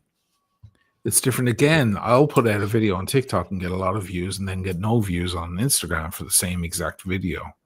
It's kind of weird. They're big, huge, different pools of stuff. These days, when a brand looks at you, like I was at the Yeslo watch thing and I was meeting people who weren't aware of me. And the first thing they're looking for is my Instagram. And I'm like, oh, my Instagram got banned. I had to start again, blah, blah, blah. Then they find me on YouTube and they see the big audience and lots of views. And they go, oh, fuck. And then they reach out to me and go, oh, we'd be interested in doing something. But it took that extra step. If I had the same amount of subs and the same amount of views on Instagram, it would have been much more immediate, you know? Jim Patterson says we need an OnlyFans. Nobody wants our OnlyFans, my No. But you know the thing that like you All wonder my about, trolls would be the first in line to sign up, though. oh my God, wouldn't it? All those guys. Oh my God, could you imagine if you did that? Let's see how big it is. Oh That'd my be their God, first thing. oh my God, Yeah, they'd be all over. so interesting.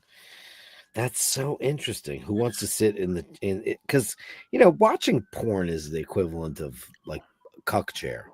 Really, it is. Sure. Almost. You're just a voyeur of sorts. Andrew is here. Hello, darling. Hello, my freaky darlings. Upvote and subscribe and share for your friends. Upvote to the left and to the right if you can.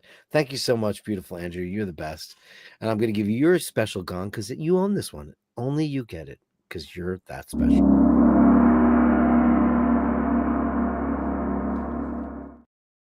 I don't know why I'm thinking of this right now, but we were talking about my friends and neighbors earlier. But did you see the episode where John Hamm's sister makes out with her ex-husband?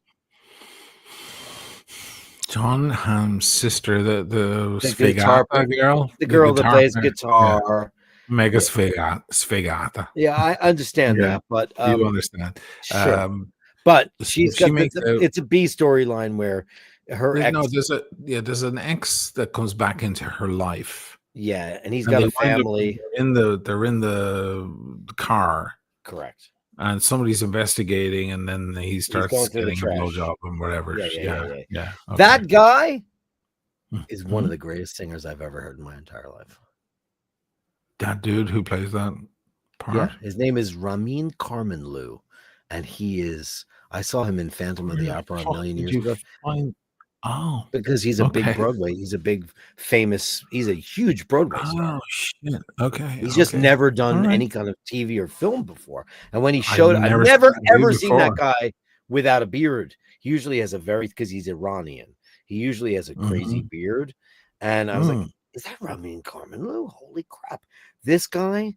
It's the greatest version of Music of the Night I've ever heard. He's got a great YouTube channel where he sings like shit from Superstar and all this. I had no idea. Amazing vocalist, this guy. And I don't know why. I was like, I wanted you to know if you knew who that guy was. You know, as actors, some can sing, some can dance. You never know. That's right. I just thought, I was like, I bet she doesn't know that guy because she's the singer. Not. She's the singer in that thing. In the thing, yeah. And she's quite good, by the way, for that folky. And that's really her. I looked her up too, because that's also very fun. Look who's here, Roar the Tiger. It's the thrill of the fight. Did I tell you about that? What was it? The guy who wrote that song is turns out he's the guy that guy was in a band in the that guy's written so many fucking songs. He's so rich. Roar the Tiger. It's amazing. It's great to see you. And how's your family doing? Diamonds are a dime a dozen. They are indeed an alliteration. Who else is in the Hmm. room? I'm missing a bunch of people I missed here. You guys need an OnlyFans. Don't be reading their shit if they don't super chat. You know. And, Paddle Power at your Easy. hairy feet OnlyFans. Well, I could do fine. I shaved my There are toes. women who make a living showing their feet, like taking photos of their feet. There sure are. They travel the world. They Do take you know how photos many of their feet on guys, the gay beach. dudes, are obsessed with men's feet? Really? People are into feet. I don't particularly care Never for got feet. it. I don't never like got feet. I don't understand the feet. But more power to you if that's your thing. Yeah, people love feet. Yeah, People little are. dainty, delicate-looking feet. I get. all of that. Can I just say the following? I get why a straight guy would fall in love with a beautiful, pretty, petite, gorgeous, feminine foot that's beautiful pedicure. I get that. But like I have Fred Flintstone feet, and I can't imagine anybody wanting that. Like guys who have like, guys with big feet or hairy feet. I mean, I don't get that, but that's what makes the world go around. Sure. I get the whole thing, like she's got petite, cute little feet. Everybody's got their thing, don't they?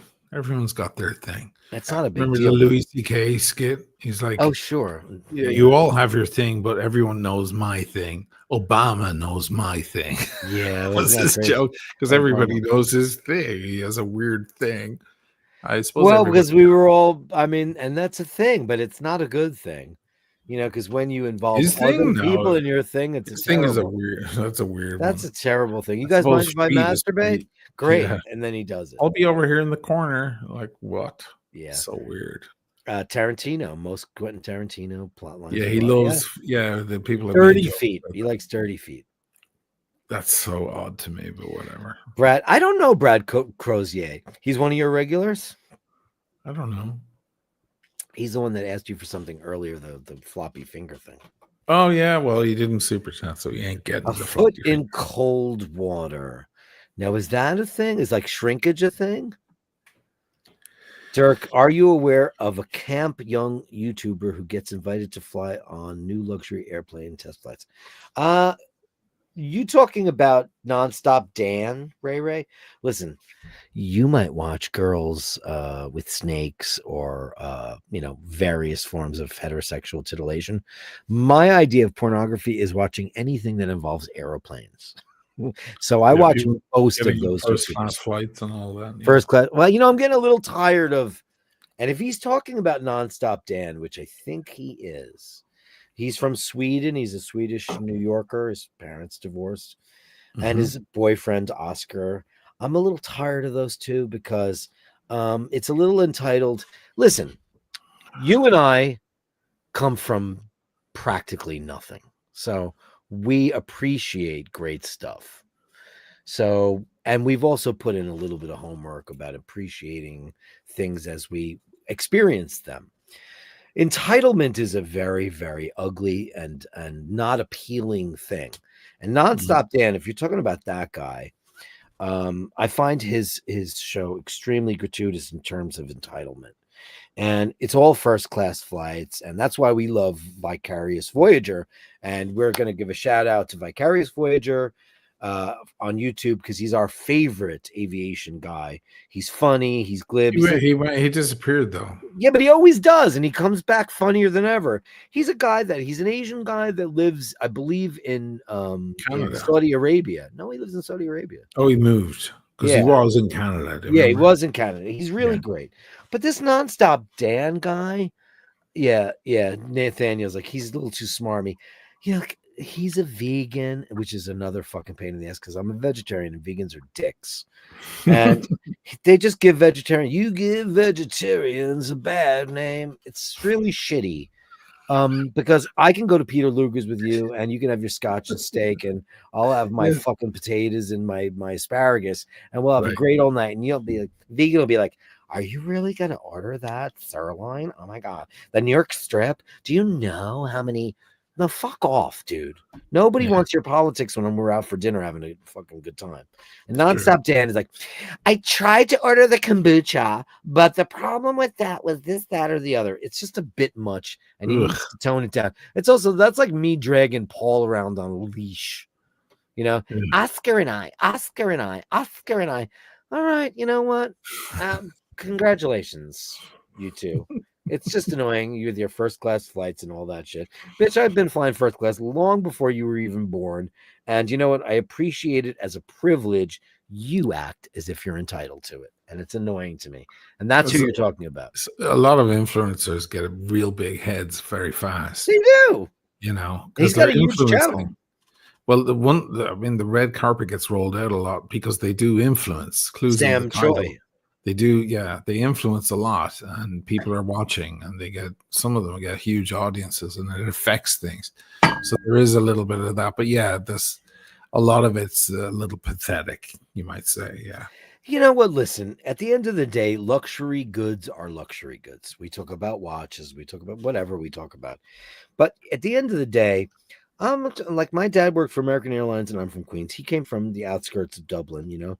We both come from, none of us come from money, but we've experienced great wines, great hotels, great stuff along the way, and we appreciate them to a point where whenever we make commentary on it, it's always with a little bit of sauce on the side. It's always a little bit of fun because we consider it an incredible privilege. Once privilege becomes expectant, then we have a problem, Houston. You know, like we like Annoying. That's it's annoying. annoying. Like me and you didn't come down to Fano when we went down there, but we went and we stayed a night in Grimini. And you know, listen, we're in Venice, we're having all the great shit. We're at, you know, all the best restaurants. We're going to having a great time. We go down to Fano, which is, you know, fine, and we stayed in a nice hotel. But we went up to Rimini and we stayed in just like the worst place ever. Well, that shows Man, character. it was so fun, and I Andre loved Levchon, it. 10 Hey, Andre. euros. Good night, guys. Having a good night, guy. I don't Mito. think he's bidding us farewell. I think he's saying it's Yeah. a good night. But anyway, Good night. having a mito, a Milano Torino. Yeah, of course. After some intensive days, also had a long go-kart race 2 days ago. Still Hey. feeling muscle pain. Thinking of test session in F4. Woo. Ooh, I'd love to do that. Just a random F1 fan since 1992. Yeah, I've never gotten into that stuff. I know a little bit about it, but About F4, F1 racing, F1 racing. F1 Yeah. racing. I've Dude, just been around people who were mad about that stuff. That's all. I went bowling last week and it was killing me for like 4 days. Well, I started lifting again, but at this point, I know what to do to work my body back into it. You know, I'm just doing arms all day long, and instead of doing like a short, intense workout, I'm lifting maybe 12, 14 times a day. I just keep these barbells by my and I just keep doing that. But I know how to, because getting back into it, you know you have to know not to fuck up these tendons and so on. But yeah, I'm feeling, and I'm bulking up already because the body just kicks in, man. It remembers muscle everything. memory. Yeah, it's crazy. Talk to the gang. Oh, Big Bang Boom. Let me give you Andre. Thank you so much. Yeah, it's true. You know, bucket list, by the way, to try F1 because I can drive. I know how to drive. I've just never done it. I've never had a license. I know how to drive.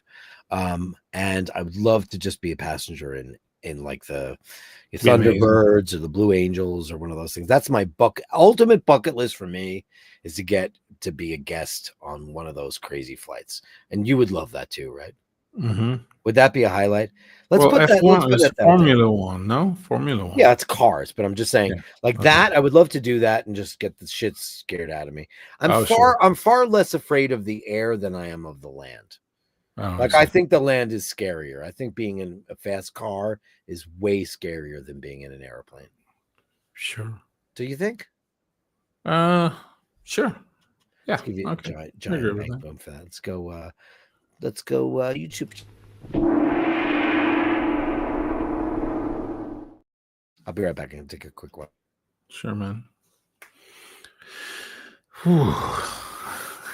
He goes at 100 miles an hour. Can barely keep up. Who's in the room?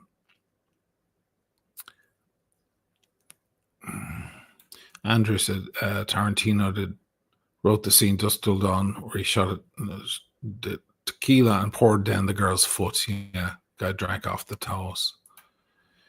Yeah, he has a fetish for feet. Some guys do, it's a weird thing. But hey, people are earning a living off it, so what's wrong with that? It's just feet. Fairly innocent, I think. You don't have to show your face. Some school teacher out there has pretty feet and nice calves and whatever, and she can just post her shit all week long and make some extra money because she doesn't get paid enough as a school teacher. Eddie, $5. Have you seen the new 2025 Gulf Monaco? I haven't seen the new Gulf. I love the Gulf. I used to have the older one, but I gave it away. You gave it away or you sold it? I know you like that one. The new one is meh. I'm going to look it up now. Monaco Grand Prix is this weekend. Wow. Yeah, look, I had to do a lot of research. Thanks, Hi Tish.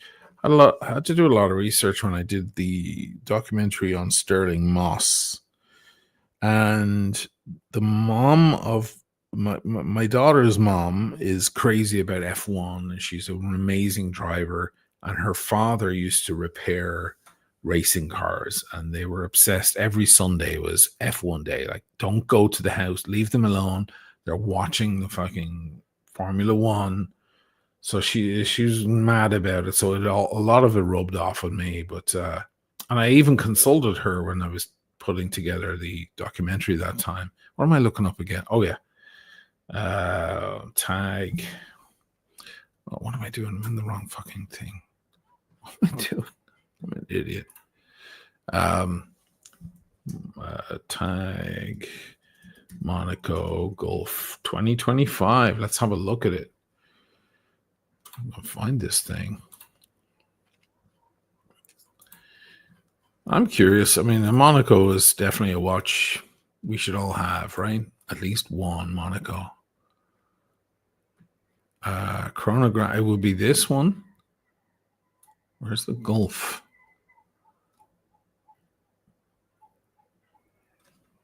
Did I look up the right thing? I don't know if I did. I said gold. It auto-corrected. Gulf. There we are. Oh, is it a gold? Oh, I see. I don't know if that's sharing over. Yeah. Is it this new one? Hag Horror celebrates the 2025. Okay. Oh, this bright looking one. That's nice. I like it. I don't know if I'd take it over an old Gulf. Is it that one there?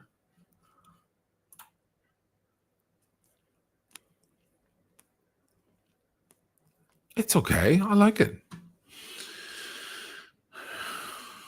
If I come across an old Gulf, I'll grab it. One will pass by me at some point, and I'll be like, okay, I'm taking that. Red Bull is the sponsor, Andrew said. They're always the sponsor for this shit, aren't they?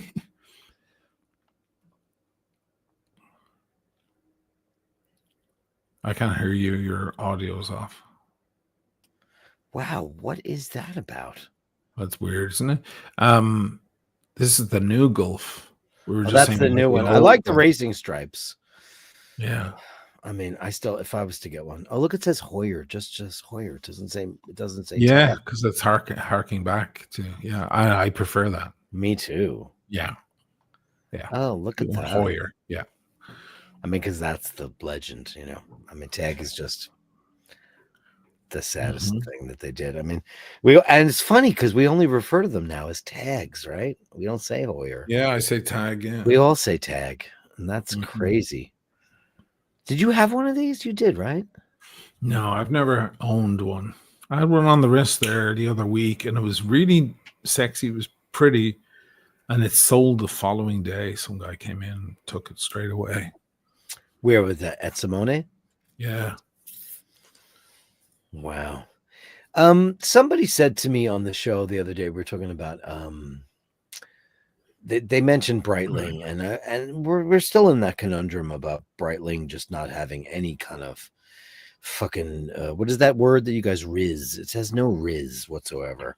Mm-hmm. And I don't know why they don't, because they make such beautiful timepieces.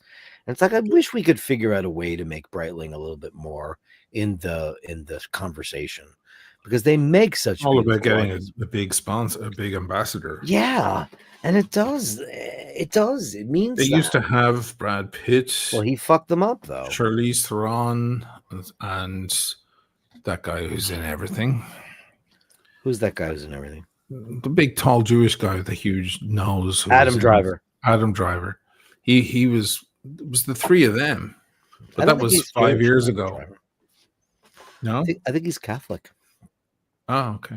I'm I don't just know. saying. I think I don't I know. read his profile once. I could be wrong, but Okay. Look up the who's old the right Monaco. guy? Who's the right guy for Breitling? I would love to solve the Breitling conundrum, because it's such a storied brand and they've got so much significance in the world of horology. I just don't understand why they're such an also ran. I just don't get it. I mean, yes, ambassador, true, but I mean, when you go to their flagship store, as Easy and I did together, we felt so immersed in the history of that brand and all the great milestones that they had, and they could not have been more wonderful to us the way they. And we were not filming; we just were like, oh, well, I have a show and blah blah blah. And this is in the beginning of iBashers. They were just gorgeous. They were such sweethearts, and the watches were breathtaking. What's the problem, man? There's the Gulf. Yeah, I love the Gulf. Oh God. You know what I mean? Oh. And blue and orange. It's like right up my. I should own that you now. you should own that watch. I should own that. Blue and orange. It's the story of my life. Mets, Yeah. Queens, the Yeah. official colors of New York State.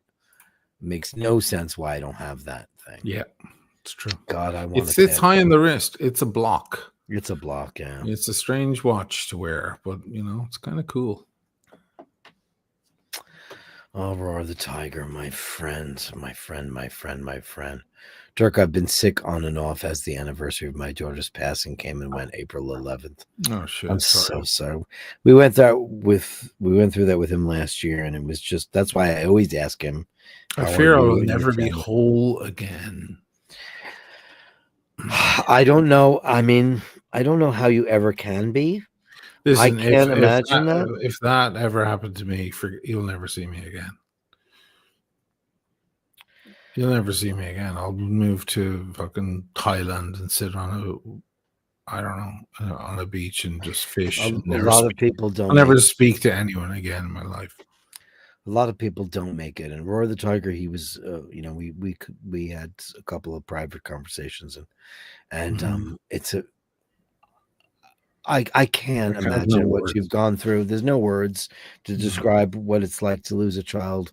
I've never had children. Of course, Asheen does.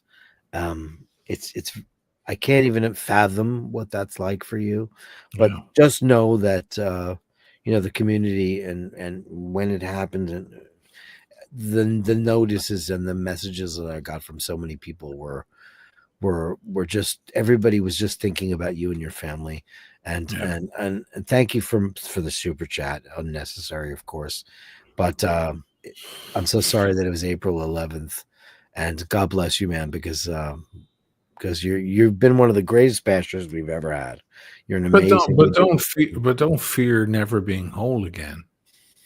Don't fear that. That's you remembering your angel. The Jews do it the best, man. That's okay. Shiva. We should all be Jews for the couple of reasons. And that's the Shiva experience, is that they go through that experience of Shiva. And like, if you read Gene Simmons' book, or anybody's book that ever went through Shiva, if you go through it the proper way, it's it's 2 years of mourning, and then the rest of your life is dedicated towards the celebration of the life and remembrance of That's that what he's person. doing, because he fears that he'll never be whole. Yeah. So he has a hole in his heart, and that hole Yeah. represents that missing of that Yeah, you person. If can't he was fill whole that again, then hole. you're forgetting. So You there's can't nothing to be. forget. Yeah, You can't don't forget. fear that. No, you can't ever forget, I mean, because I would like to think that if something happened to me, that people would miss me. I mean, I know that that's a pain in other people's hearts, and I wouldn't want other people to suffer that. But I would certainly feel that hole if something happened to someone I love. So not being whole again, in a way, is remembering, and missing them and all. No? I guess you just have to take the achievements and Thank God for the my memories. woman and grandkids. Yeah. Well, you learn real quick there what's important in life and what's not, right? Yeah. Yeah. I mean, I haven't procreated, so I don't know. So, like, I lost my parents and then my pets and stuff, and it's well, you can say it's the same or not the same. Rearing a child and losing them I can't imagine any kind of pain or sorrow. I can't imagine Oh, anything, forget it. because we're supposed to go first. I'll be done. We're 100% supposed to go first, Absolutely. and it's just not the order of things. It's just Yeah. not. And it goes against every single grain of nature.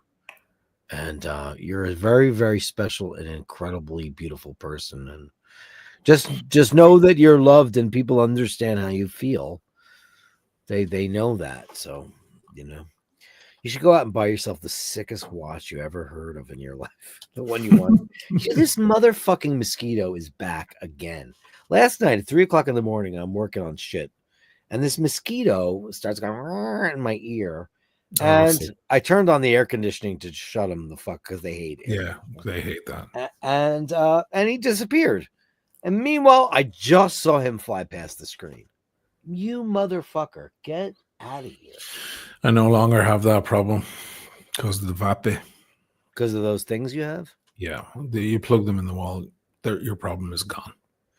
It took to me years to find that, because I've send me suffered. the link to those. Are they on Amazon? I'll pull it up right now on the screen. I'm gonna buy them right now. Everyone should know. And the stores here have generic versions that work just as well, but vape is the famous one. And it solves the problem. Vape. Repellent plug-in there. Travis, I lost my younger brother at 47 years old, and as bad as I felt the loss, I really felt awful for my parents. Of course, sure. Like my you parents, don't want a parent to lose. That's a bigger loss. Sure. Like losing your sibling is a terrible thing. You want to know what's worse? A parent losing their little angel that they raised. Yeah, no. A mother losing, what they brought into the world. Jesus Christ. Because that's not the way it's supposed to work, ever. We're living too long now, and when things take us down early, it goes against nature. Because now we're living to be 80, 90 years old, and we used to be dead by 55, 60. That's and true. that just made sense. Hey, I can't imagine. 25. There's 5 of you, right? And you've got your mom. There's the motherfucker. Yeah. So that's the thing there. So it's spelled vape, but it's not a vape like a cigarette. Vape. Vape. It's a liquid it's and a thing, and you turn it on, and your problem is gone. Buy one for every room in the house. Your problem is no longer there. Really? So what would I do out in the deck? Plug it in outside? Well, outside, it's not going to have any effect at all. Oh, it's not. It's not for outside. It's for inside. I just saw that. There's nothing you can do for outside. Even in a small confined area? What if I put one in each corner? That's like having air conditioning outside. Would you do that? You would. So what is it that it does? It fills the air with this stuff. It vibrates this element. There's a carbon element sitting in the liquid, and it vibrates it at a high frequency that you can't detect.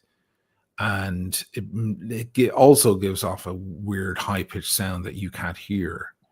And not only will it slowly kill them, but they are uncomfortable when they come into the house. They can't get comfortable. So when they land on you, they can't sit and relax and do their business, do the thing they do, because they're in a constant state of flux. I've observed them a couple of times. They're weird. They're like shifting. It's a weird pebble in their shoe. They can't. And then eventually I find, you know where I find them? Along the window ledge, trying to get out of the house. And that's where they die. That's kind of delicious, though, because it's I beautiful. don't kill things, but fuck mosquitoes. Yeah, fuck those things. Fuck absolutely. Them. And the problem, I swear to God, is a pretty bad mosquito problem in Italy. Here in Venice, it's pretty bad too. They're aggressive little bastards. But that thing, once I was just in the cafe one day and I was talking to Andrea. He goes, "Oh, really? You have a problem with that?" He goes, "You don't use the vape?" And I was like, "What's the vape?" I immediately went to the store, and the problem, I haven't had the problem in 3 or 4 years. Oh, so you bought those in a retail scenario? Gone.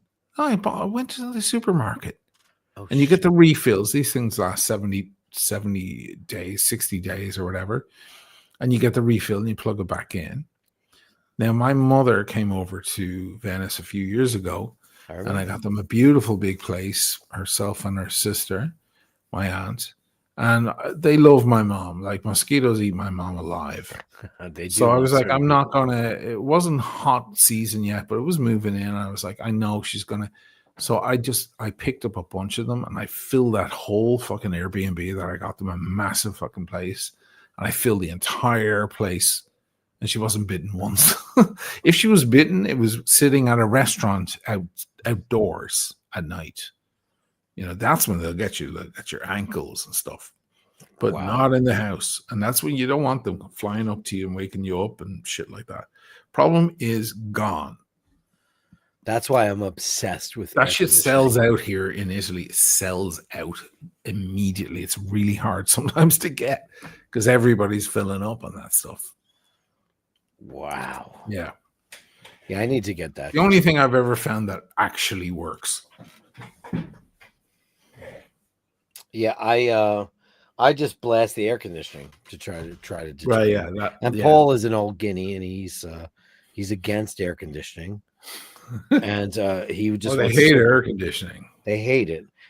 We've had this conversation about when we get to Italy, and I'm like, no, it's going to be the same as here. I'm going to be blasting air conditioning, and you can have a room where you can go sit and sweat because in Italy, especially down there.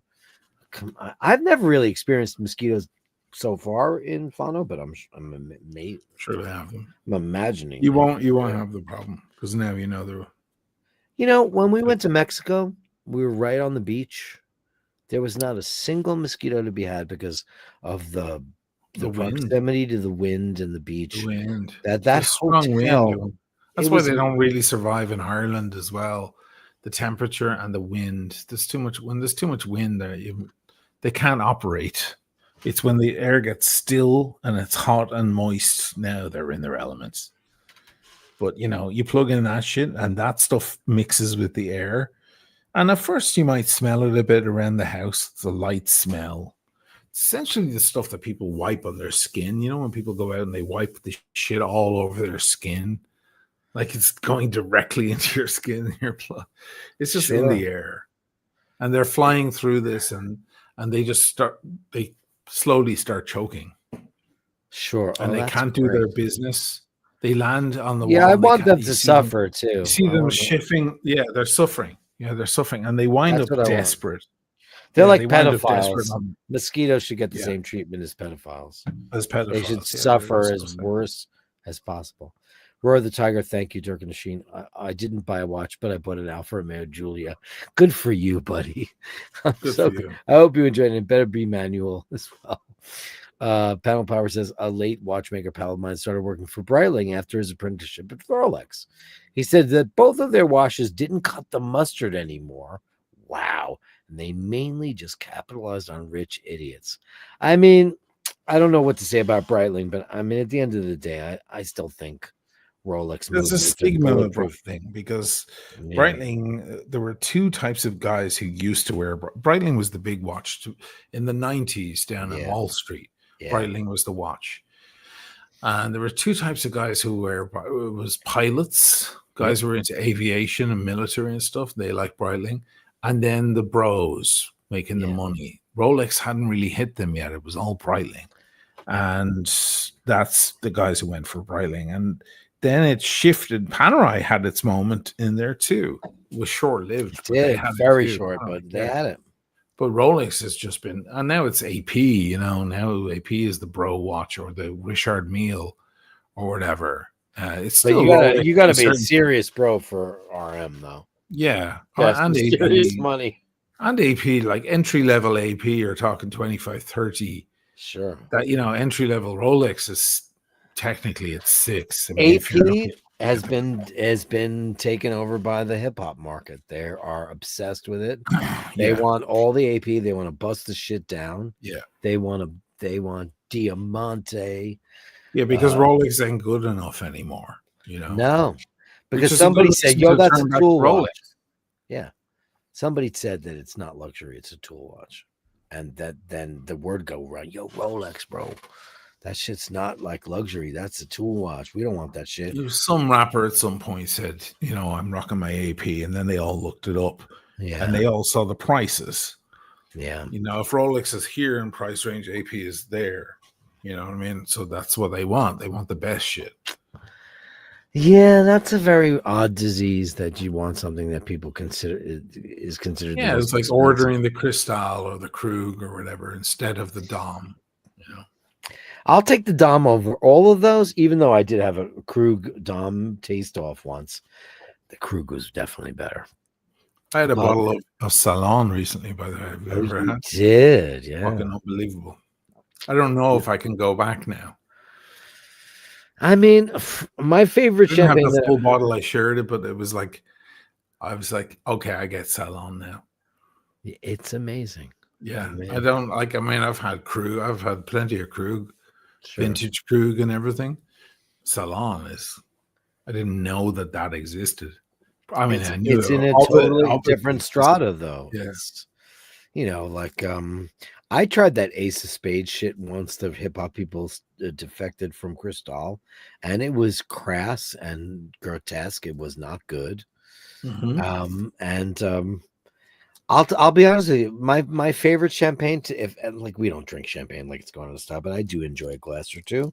Yeah, you love Um, a bit of champagne. I really like, Dana used to yell at me when we went to Paris. She was like, he won't drink red wine, he's only drinking champagne. I'm like, I'm in Paris, I'm drinking champagne. And I was drinking Bollinger RD. I Nice. love Bollinger. Well, I yeah. love it. And that just I mean, Cristal, I've had a Final couple Power of AP is still the bomb. yeah, You know well, the thing sure. about AP is you're wearing art. That's Sure. that's why you know AP is art. You're not even concerned if it's accurate. Something to do with that, you know. Even though it is, but it's not. You've stepped into a different thing, you know. So where did you drink Saddle?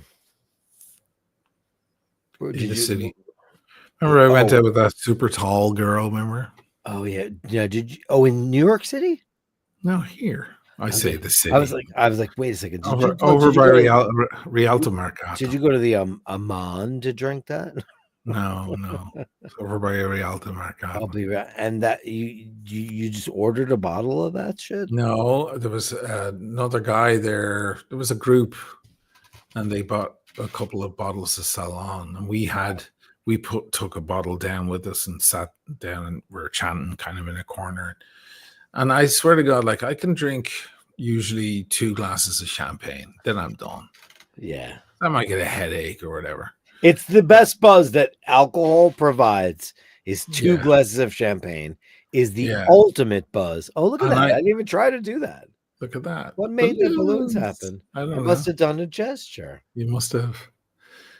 But anyway, I was just sipping away in the salon for most of the evening, and I was like, "Wow, Yeah. I mean, I had heard everybody goes salon, but I had never had it. Yeah. Champagne is when champagne is good. Like when I get on a plane, I want a glass of champagne, man. I want two. I Yeah. want two before takeoff. And Right. I do like champagne. I think it's delicious. I think it's an incredible art. There is very, very, very bad bubbly out there, and you should avoid it. But like, like what was our go-to before we left for Europe? Viv. It was Viv. No, for us it was It was Bollinger, or it was no, it was whatchamacallit. Pierre Juret, or No. What the fuck is wrong with me? At Kennedy at the stupid steakhouse. oh, I don't know. Yes, you I do. don't know. Oh my God. I This is don't what know. happens when you're almost 60, friends. It's You start okay. to forget champagne. Bollinger, No. Tattinger. No. My God, brands. It wasn't I've had Don. a stroke. No, it's not one of those. It's a much more demure brand of champagne. It's Viv. Viv is $40. no, Veuve is bullshit though. We all know that. It's all right for $40. But it's not 40 anymore. Now it's like Emma says 70. Piper. Piper, Emmett. See, that's the guy that knows. Piper Heidsieck. That's the guy that knows. Because you go when you get into Kennedy Airport at the American terminal, you go to Bobby Vans and you order a split of Piper, and then you're like, oh shit, I shouldn't have got a split. Let's get another split, and then Piper Heidsieck, the pink label, the purple label, yeah, Piper. Piper is just so great for travel, man. Because getting on a plane is, Emmett's walking around the house listening to us, and I know. Then he's like, "Oh fuck, why can't he remember?" And then Why can't he remember? Because he thumbs it into his phone. Jesus you Christ! got 10 years to go. Wake up, you old my fuckers. dear friend. 10 years to go before you start to lose it all. Ray says Moet. I don't mind Moet. Me neither. I will have one. Me neither. Moet is shit. Well, listen, Moet makes Dom Perignon, so it's not a shit company. It's a great company, and they make some great. The Imperial is really good. That I'd stay away. I'm trying to mix two cues and listen to you guys at the same time. For his sins, I don't know why he puts himself through. Listen to the two of us. Piper, thanks, Emmett. Thanks, Emmett. How many bottles of Piper have we gone through in this world? I've never had a Piper with you. I don't know if I've ever had Piper. I certainly haven't been with you and had Piper. You and I don't do champagne. Meanwhile, what is it? Piper? Is that how you say it? Piper? No, I don't know, but Piper. I've never heard anybody say that. I mean, if it's champagne, it's Piper. Well, right? Sure. Yeah. Piper. Right. I mean, let's go find out. Let's go see what the French say about Piper.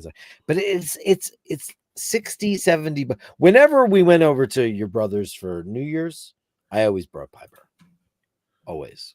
I remember a lot of Tattinger and a lot of Bollinger. Yeah. Okay, I brought Bollinger a couple of times, but then I finally woke up. Let's see. Piper. I've got it. You got it? I just want to see what they say. Is it Pipier? I know who to look up. The guy who he's brilliant. He's got a million videos. Go to. And he pronounces everything. The guy who goes Oshin. The proper pronunciation is Oshin. I don't know. I should look that up too. You know that guy? If you want to pronounce, yeah, I know the guy. But if you want the right pronunciation of my name, all you have to do is look up Stephen Colbert and what's her face, the Irish actress. Yeah, Saoirse Ronan. Yeah, Saoirse Ronan. Piper Champagne. Let me see. I don't want the Google version. I want the YouTube dude. He's perfect. He has everything right. Emmett says it was always Rotor at the Gaffnell. Rotor. Yeah, we used to get the Rotor too, because that's the Cristal people. And but at the end of the day, I mean, we used to buy that too. But if Paul's was closed, we'd have to go get Piper, or we'd have to go get Bollinger, Monsieur. Let me see. Panel Power says Arnaud Duclément Tonnerre told me he's really worried that his vineyards are producing too high an alcohol level. Wow. Vineyards don't produce the alcohol. negatively affecting his wine quality. The fermentation is the alcohol problem. So that doesn't even make any sense. So I don't know. Have you got volume? Champagne. Yeah, I got volume. If you like those type of videos, I've also pronounced stuff like French pastries, French cities, French fashion brands. That's the most French woman I've ever seen. No makeup. Champagne, champagne, and then you have vin pétillant, which is sparkling wine. So champagne is only the sparkling wine that comes from the region Champagne in France. Anything else produced outside of this region cannot be called champagne. Let me skip forward. Vin of those two names. Oh, here we go. Yeah. Étanger. Let's do it first to see see how we don't pronounce the ER at the end of those two names. Next, you have another silent letter is Ruinart. Ruinart. Yes. The oldest there are. They don't have an R like we have. Laurent Perrier. Laurent Perrier. A sound. But it's not champagne though. Perignon. Pommery. I can become. Next, you have Gosset. Excellent. You have Lançon. I hope Pierre is. Oh, here we are. Next, you have Veuve Clicquot. The Widow Clicquot, baby. Mouette et Chandon. Yep. Mouette et Chandon. So we have people think it's Moet and it's not. It's Moet. Chandon. And we pronounce it as if it was just one word. Mouette et Chandon. Chandon. I know that the non and then don. Okay, I hope this covered new. Oh my gosh, she didn't do it. Never tried. Do Piper. I can't find my guy. There's Piper. Let's see what he says. This dude? Is he French or he looks like American? No, you better be French. Hi, welcome to 1 Minute of Wine. Oh, Jesus. Oh, I'm Tim. Shite. Today we're celebrating 3. Okay, no. Hey, what's up? I'm from outside of Detroit. And here's no, thanks. He's popular. Can you pronounce the name of your favorite champagne? Okay, he's going to do fancy ones. Yeah. Louis Roederer. Louis Roederer. And this one? Bollinger. Bollinger. And this one? Krug. Krug. What about this one? Dom Perignon. And this one? This dude looks like every American woman's fantasy of a French guy. Yeah, this is like the guy Do you know this one? Never fuck.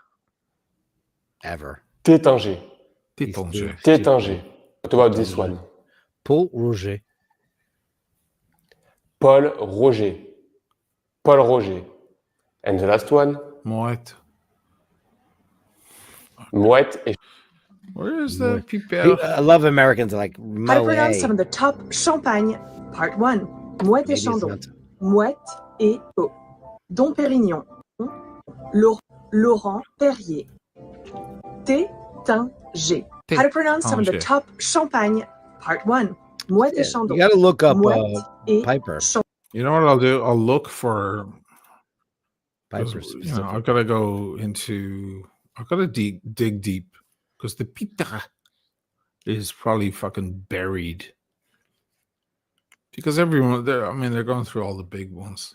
I mean, Piper is like, it's it's not considered first tier champagne. It's it's in the ether, but it's not crap. It's just maybe second level. The sugar levels in the grapes affect the volume of the alcohol. They definitely do panel power, but also a great vintner, a great winemaker knows how to combat that. So you can't blame it. Like a summer will also have, like if you harvest too late and there's too much residual sugar, you have to combat that by, great wine. That's why you hire a great winemaker. Because they understand that there's the acidity level, the sugar levels are too high, and they know what the fermentation process should be, and they make adjustments.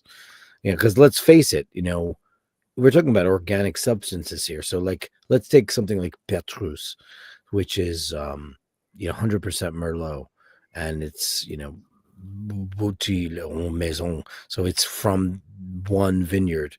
They have to every single year they have to figure out a way to make the style. Dom Perignon, for example, will not produce a wine for a vintage that they don't feel works. They will cancel the year. They won't do it because all champagne from Dom Perignon is vintage. They don't make champagne willy-nilly. So if 1997 was a bad year, it had too much sugar or too much alcohol, they will cancel it and they won't have a Or they'll 97 blend it and you get a non-vintage. Yeah. They Well, can Dom blend it. Perignon does not produce non-vintage champagne. Yeah, that's They right. won't do it. So the full name, most other brands will. full name of Piper is Piper Heidsieck. Yeah, it's Piper Heidsieck, yeah. Yeah. Yeah. Ouais, monsieur. It's not oui, it's ouais. Wow. Ouais. Ouais, mademoiselle. Ouais. It's totally true. Le book I'm just fits. searching. I'm searching. I here. know, It's I know. fucking- I have to go deep. Piper Heidsieck. I'm in pipi. I've never heard anybody say that. Emma, have you ever heard anybody say that? Let me see what this guy has to say. Oh, he's French. It might be Piper. I don't know. Let's see what he says. Range of standard cuvées from the various houses. And the next one up is a familiar name to most people, Piper Heidsieck. It's or Piper. Piper. Or It's Piper. actually pronounced, I think, because it's German. However, It's German. It's a German family. It's a German family. You guys are drinking Nazi champagne. Yeah, well, they had a lot of influence. They took over a lot of France. I had a conversation with an asshole the other day that was saying about let's turn the channel for a second. This guy And was it's right. like, it was always Roder in the no. It wasn't always Roderer. It was Roderer in the beginning. Can I say something to you right Go, now? go, I've go, never please. had Piper with you guys. And how much wine do we all have in that house? 800 million. I think your memory is a 520 little blurry. You had some Piper or Piper in certain No. spots with Dana. I've never had Piper with You guys. definitely have We had had a Piper, 'cause lot of I other definitely stuff. brought. Listen, it all depended on because I was always at work because it was New Year's, so I was always at work, and I would always join you guys late. I just never poured a glass of that label. There was a lot of other stuff. There was a lot of Have you Tappan never Jet. had a glass of champagne at Bobby Van's at Kennedy Airport? You See, flew the fact that American you a had lot. well, with you. No, Well, we I never mean, flew American together, but No, but no, I don't know Bobby Vans like you know Bobby well, Vans. I know Bobby Van's because it was free. But you used to fly American on the cuff a lot.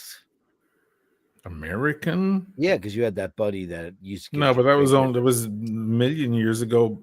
Coming to America for the very first time. I flew American very little after that. When I was within the United States, I would fly a lot of JetBlue and a lot of Delta. A shitload okay. of Delta. Sure. And Delta then had a flight New York to Venice. They still which I would do. take a lot. Yeah. The only American flight to Venice directly is from Philly for us. But listen, those days are over. My privileges are done with Americans, so I don't have that bias anymore. Because why would I have an allegiance to an airline I have no deal with? So Paul and I are trying to figure out how to do the whole points thing. So far, it looks like I had so many points on Alitalia, and they're all gone. Yeah. I know. They're all gone. So we've been building JetBlue, which is transferable to BA, and ITA. Have you ever flown them yet? No.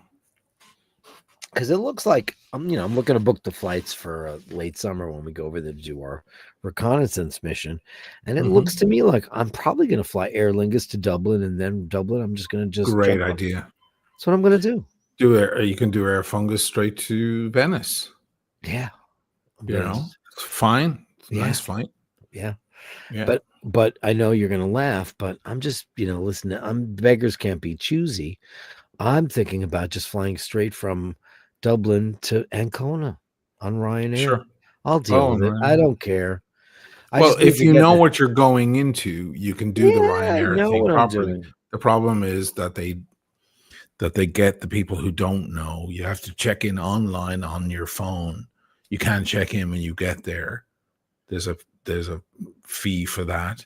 I mean, I've done Ryanair a Your couple times carry-ons now, have so to be I under know. a certain amount, and blah blah blah blah blah. And they are. I'm not. I know how to like. I did the Ryanair experience out of Dublin Airport, and it was, colorful and fun. Ask your brother about that. But at this point in the game, it's like if I could get from somewhere to Ancona is one stop away from Fano on the You train. should totally fly to Ancona. Why not? I know. And, Yeah. and plus, that's called Falconata, which is actually its own town, just north of Ancona. Just because that's the airport that's going to be my main airport to get the hell out of Dodge. Right. Unless I want to take a train. Fuck Milano. It's too far away because that airport is ridiculous. Malpensa is in the mountains. It's insane.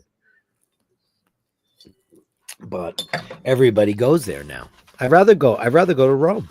Yeah, go to Rome, Fiumicino. I'd rather go there. Yeah. It's a lot easier to do that. Oh, Hardcore Shutterbug.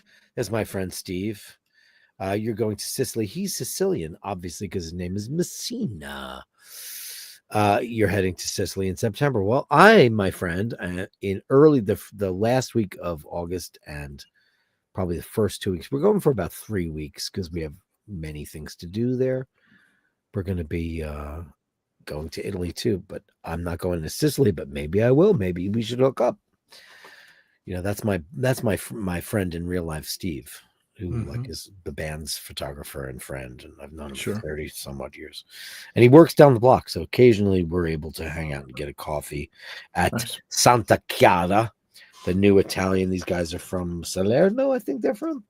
It's a very nice cafe. That's really good. They serve Ely coffee. Santa Chiara, like the restaurant, the most famous restaurant in Naples right now. That's correct. Yeah, it's called Santa Chiara. It's a coffee They booted those Zios out. They booted the Zios out. Yeah, they're booked out for a year. Those guys. I was talking to somebody the other day, and it just shut them down. And they were talking about. I'm sorry to change the channel, but this is like kind of what we do here. They were like, "Oh, your friend's an anti." They were talking about you. Your friend's an anti-Semite. I was like, "Who? Which friend?" They're like, "You're the Irish guy." Sheena Molly's like, "Why is he anti-Semite?" And they're like, "Because he hates Jews." And I was like, "How does he hate Jews?" He's like, "Well, blah blah blah blah blah blah." Israel. I said, "Well, let me ask you a question. In World War II, when you hated Nazis, did you hate all German people? Yeah. Did you hate the German people or did you hate the Nazis, right? The difference between hating Jews and hating Zionists is a very big difference. And if you don't know what that is, you should go look try that to up. explain that. Well, I just did. They don't want to. I just explained it. So if you hate, nobody hated the German people because they were allowed to remain a country. They were allowed to rebuild because we didn't know. They knew, by the way. They all knew. Everybody was complicit. They're all full of shit. Listen, it doesn't matter to them. They love that. They love making that accusation, and they'll grab it whenever they can and use any excuse. Yeah, but it's invalid. I'm just invalidating that statement because it's invalid.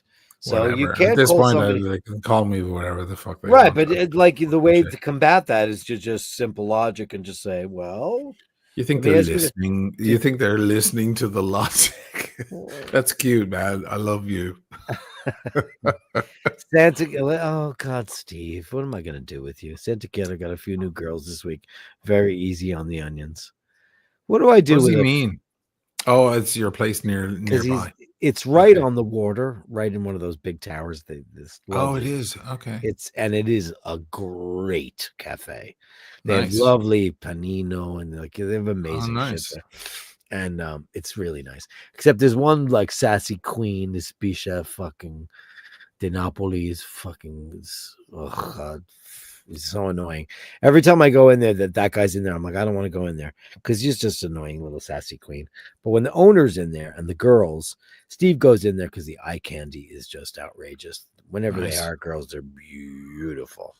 That's what happens when you're a 50-year-old straight single guy.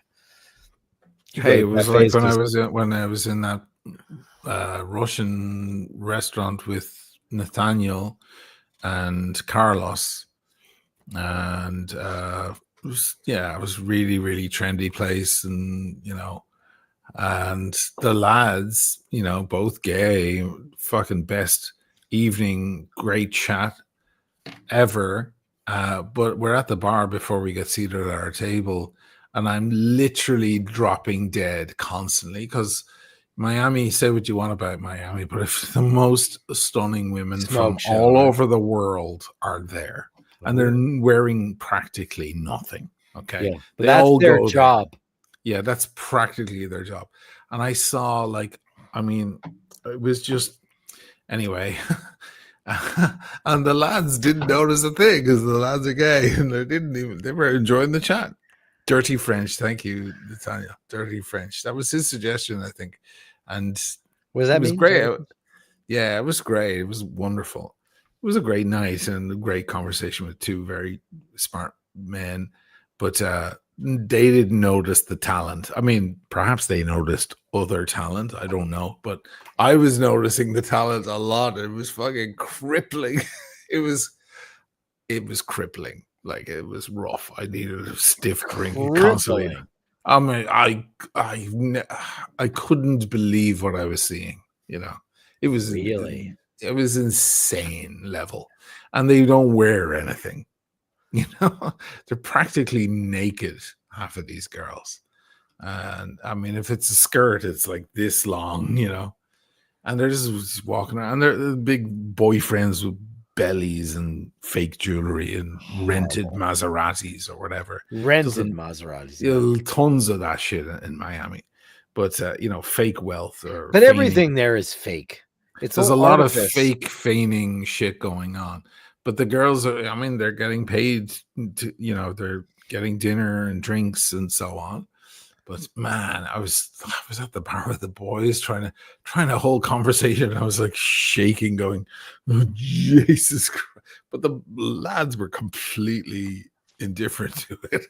It was a protection they had, and invisible, like they don't give a shit, you know, like, whatever. They want to see Don Draper walk in a fucking $10,000 suit. That's what they want to see. That's what I want to see. Yeah.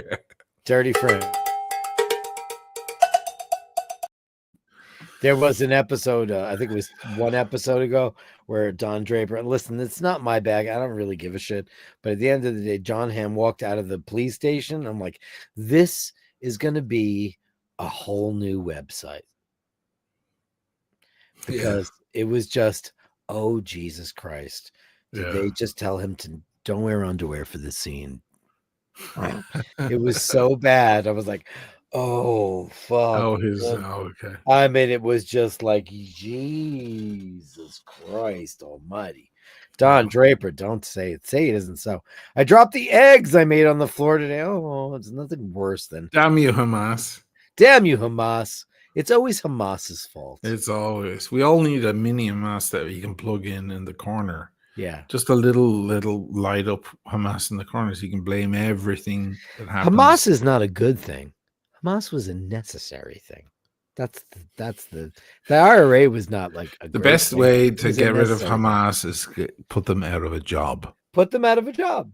That's all you have to do. Desperate people. Yeah, give the people their own right to self-determination, and Hamas are out of a job. Stop lying. Like the IRA, and like the IRA in Northern Ireland, they have no more job. There's no IRA. Is there an IRA? What is Jerry Adams doing right now? What's he doing right now? Just talking a little bit, but that's it. The Sinn Féin is the political wing of. It's a party. It's an actual party. It's a strong party. It's a strong party. Yeah. Anyway, thanks, Eddie. Panel Power says, I took the night train to Rome, from Rome to Palermo. They put the train into the ferry to cross the Strait of Messina. Okay, so we talked about this the other night because Emmett goes, oh, there's a bridge there. I said, there's no bridge. Yeah. Because they cross it. It's amazing. They can't do it because of the fucking corruption. They've Catania, said they tried. The Islands of Contrast. Taormina, very expensive, very beautiful. I've never but very expensive little town. Catania, like a big, almost a metropolis. Palermo is on the other side, apparently way cheaper and way more genuine Sicily, is what they say. Oh, is Palermo the cheaper side? Yeah, that side of Sicily? the island. Taormina side is not cheap. Oh no, Taormina. Catania is a good town, cool bars, a lot of life going on. Palermo I did not see, but apparently that's the kind of the real shit to see. I'll tell you, we were in a train station in Taormina, and I remember looking around going, this is like The Godfather. It's like the end scene where he goes, "Ti voglio bene assai, Michael." You know, when they're going off on the train and they're waving at the end of Godfather Part 2. Sure. It was that. It looked exactly like that train station. I was like, this place is amazing. It's like a painting. Wow. It was beautiful. Yeah. Now, didn't they film The Godfather in the actual town where they got the last name? Yeah. Yeah. They did, right? In the Yeah. mountain town. Mhm. I mean, that's the genius that is Coppola and Mario Puzo. So, Mhm. like, I asked your brother the other day, because, you know, learning Italian is you have a lot of questions to ask. And I asked why Z is always tz and not z. So, like, I always thought in my learning, in my journey, the double Z was tz, like piazza, puzzo. No, it's Tia sound. Yeah, right? no. That's what I mean. That's exactly Yeah. what I mean. Like Okay. puzzo, Puzzo. piazza, you know. Yeah. Whereas Two one Z's Z, is T. right? And what's Yeah. what's one Z? It's the same. Uh, Because we tried to come up with a combination that made sense, and I asked Paul and I asked Emmett, and they both were like, "No, they're all tz." Like well, do you have a word with one Z that I can think of? colazione. Yeah. Okay. Yeah. I mean, it was just an innocent question to ask because I always assumed that the double Z was like, you ever see people say, "Oh, Mike Piazza," you know, like famous baseball player in America. Piazza. But it's Piazza. When people say Piazza, I'm like, that's annoying. But it's Yeah. because it's Piazza. By the way, Well, the I town always was called Corleone. Corleone. See, of course. That's because that's their last I was name. just trying to think it was late. Yeah. It's late. Yeah. So I assumed in the back of my head that one Z would be like, oh, here was my question. And this was my example. Why is it Lazio when it's spelled Lazio? And both Emmett and Paul went, "What do you mean?" I said, "Well, because it's Lazio and there's only Yes. one Z. So isn't it Lazio?" And they were like, "No." So I said, "Well, what's the point One of the Z and double two Z?" Z's. Yeah. What's the point? I don't know. It might be the time you hold on it. It's like Pollo and Pollo. Polo and Polo. Yeah, it Yeah. might be. It's it's the time you wait. So nuance. it might be Lazio or Lazio. Lazio. Well, You people say hold on it. You Lazio. hold on it. Right. So right. not la piazza, the piazza. Piazza. You It hold was on it. super innocent question. So because if there was 10 Z's, it would be piazza. right, Right? You would hold. So Piazza San Marco, right? And Lazio. Yeah. Just Lazio.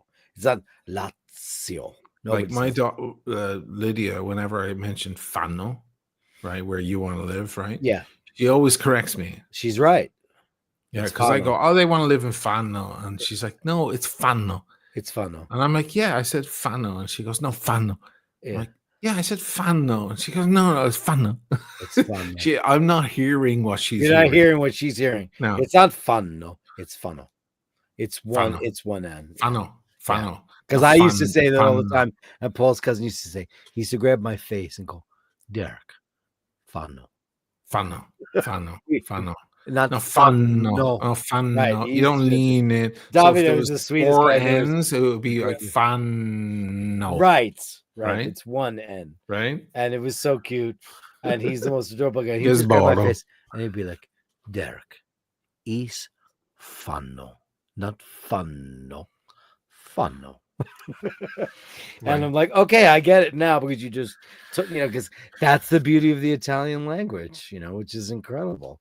And like, listen, I have millions of questions and I'm going to get a lot of them wrong, but I find it fascinating because because Oh my god, I it's a care. really, it's I a care. really fascinating language. It Yeah. truly is. It truly is. And he says Lazio is molto fascisti. For fascista. Fascista. Oh, Lazio is a team, so fascista. Fascista with a partita is fascista, right? So it would be Right. Lazio molto fascista. Yeah, molto fascista. Yeah. I see. Have you ever seen the deleted scenes from The Godfather? Who are you talking to? Michael tracks down Fabrizio and kills him. Fabrizio, yeah, he kills him, yeah. Yeah, he kills him many we're years obsessed later with because those. Fabrizio, yeah. He goes prepara la macchina instead of prepara la macchina. Prepara la macchina. I got off at the wrong stop in Palermo and ended up in Zona Espazione Nord, aka Zen. Worst place ever. Oh yeah, I've heard about I have that. no idea. Yeah, I heard that's something I you have don't want to I do. don't know Palermo. I don't know Sicily at all much, but I buy all my side of oil the island. I don't know. I don't know. I'm obsessed with its Sicilian olive oil. They're all paesani down there. That's all like different. Oh, yeah. Very, very different. Apparently, the Cosa Nostra is the worst in like body, like the Barese in that area. The heel. Apparently, that's like the stand. There are multiple. This is a common misconception, basically. There are Cosa Nostra. multiple mafias here. There's a mafia up here. There's a mafia from Brenta. They don't have that much influence, though. I know, but they're still there. Yeah. You know. So, but anyway, yeah, that's a wild. I mean, down there, they're the law. You can't open a restaurant. I don't know if they are do much. Garbage. Well, I don't know. These are there. times of the past, really. I don't know. My friend Claudio, he has his wife is one of the big magistrati here, one of the big judges, Paola, and they have cameras in the house, and they call her all the time to say, you're going to the airport, you're going to the train station today, do you need, bodyguards? Because she put away so many mafia up here. She put them away for life. And they move town all the time. And she's a magistrata here in Venezia, but she lives in Treviso. She doesn't even live here in Venezia. Wow. Isn't that wild? Yeah. But she doesn't want them. She doesn't want bodyguards. She doesn't want to deal with any of that. And yeah, well, that's how you wind up dead, though. I know. Because, I know. Because that's how you wind up dead, because you decide to get comfortable. Here's Panel Power and his buddy in this particular region that he was just talking about. Oh, wow. Rough. I mean, this looks like, I don't know how many people, and I'm not going to bore anybody like saying, listen to this album or watch this show, because who gives a shit what I think. But my brilliant friend, La mia amica brillante from HBO and Rai in Italia, it was a show about these two girls from Caserta outside of Napoli, and they lived in one of those kind of scenarios. And it was a brilliant show. Did you get to watch that yet, Shane? No. You will marvel at it. It is so brilliantly acted. Yeah. You'll love that show. And it's 4 seasons. The first 3 are amazing. The 4th one was weird, but yeah, that's incredible. And you got to be very careful. The Cosa Nostra in Sicilia is different from the mafia. Yeah, of course it is, because they're, it's like talking about the mafia in New Jersey. I mean, right, there are different pockets. There was the New Jersey, there was Long Island. Well, of course, there Brooklyn, were different, of course. Yeah, different guys, different the Jersey guys families. They had different levels of respect, who you can step on and who you can't. Like, do you think the Brooklyn guys really gave a fuck what New Jersey thought? No, Right, of course exactly. not, because New Jersey, no offense to New Jerseyans, but it was considered a joke. And you know what the famous smoke of the Brenta Cosa Nostra is? No idea. These guys. What is that? I don't know. Toscano. Toscano. Like I know cigars. That and the Nostromos. I'll never forget, you and Emmett made me try one on the Zatare one day. It was like, oh my God, why do you like this? Oh my God, so good. I was like, oh my God. So fucking nice. I just don't get it. So nice.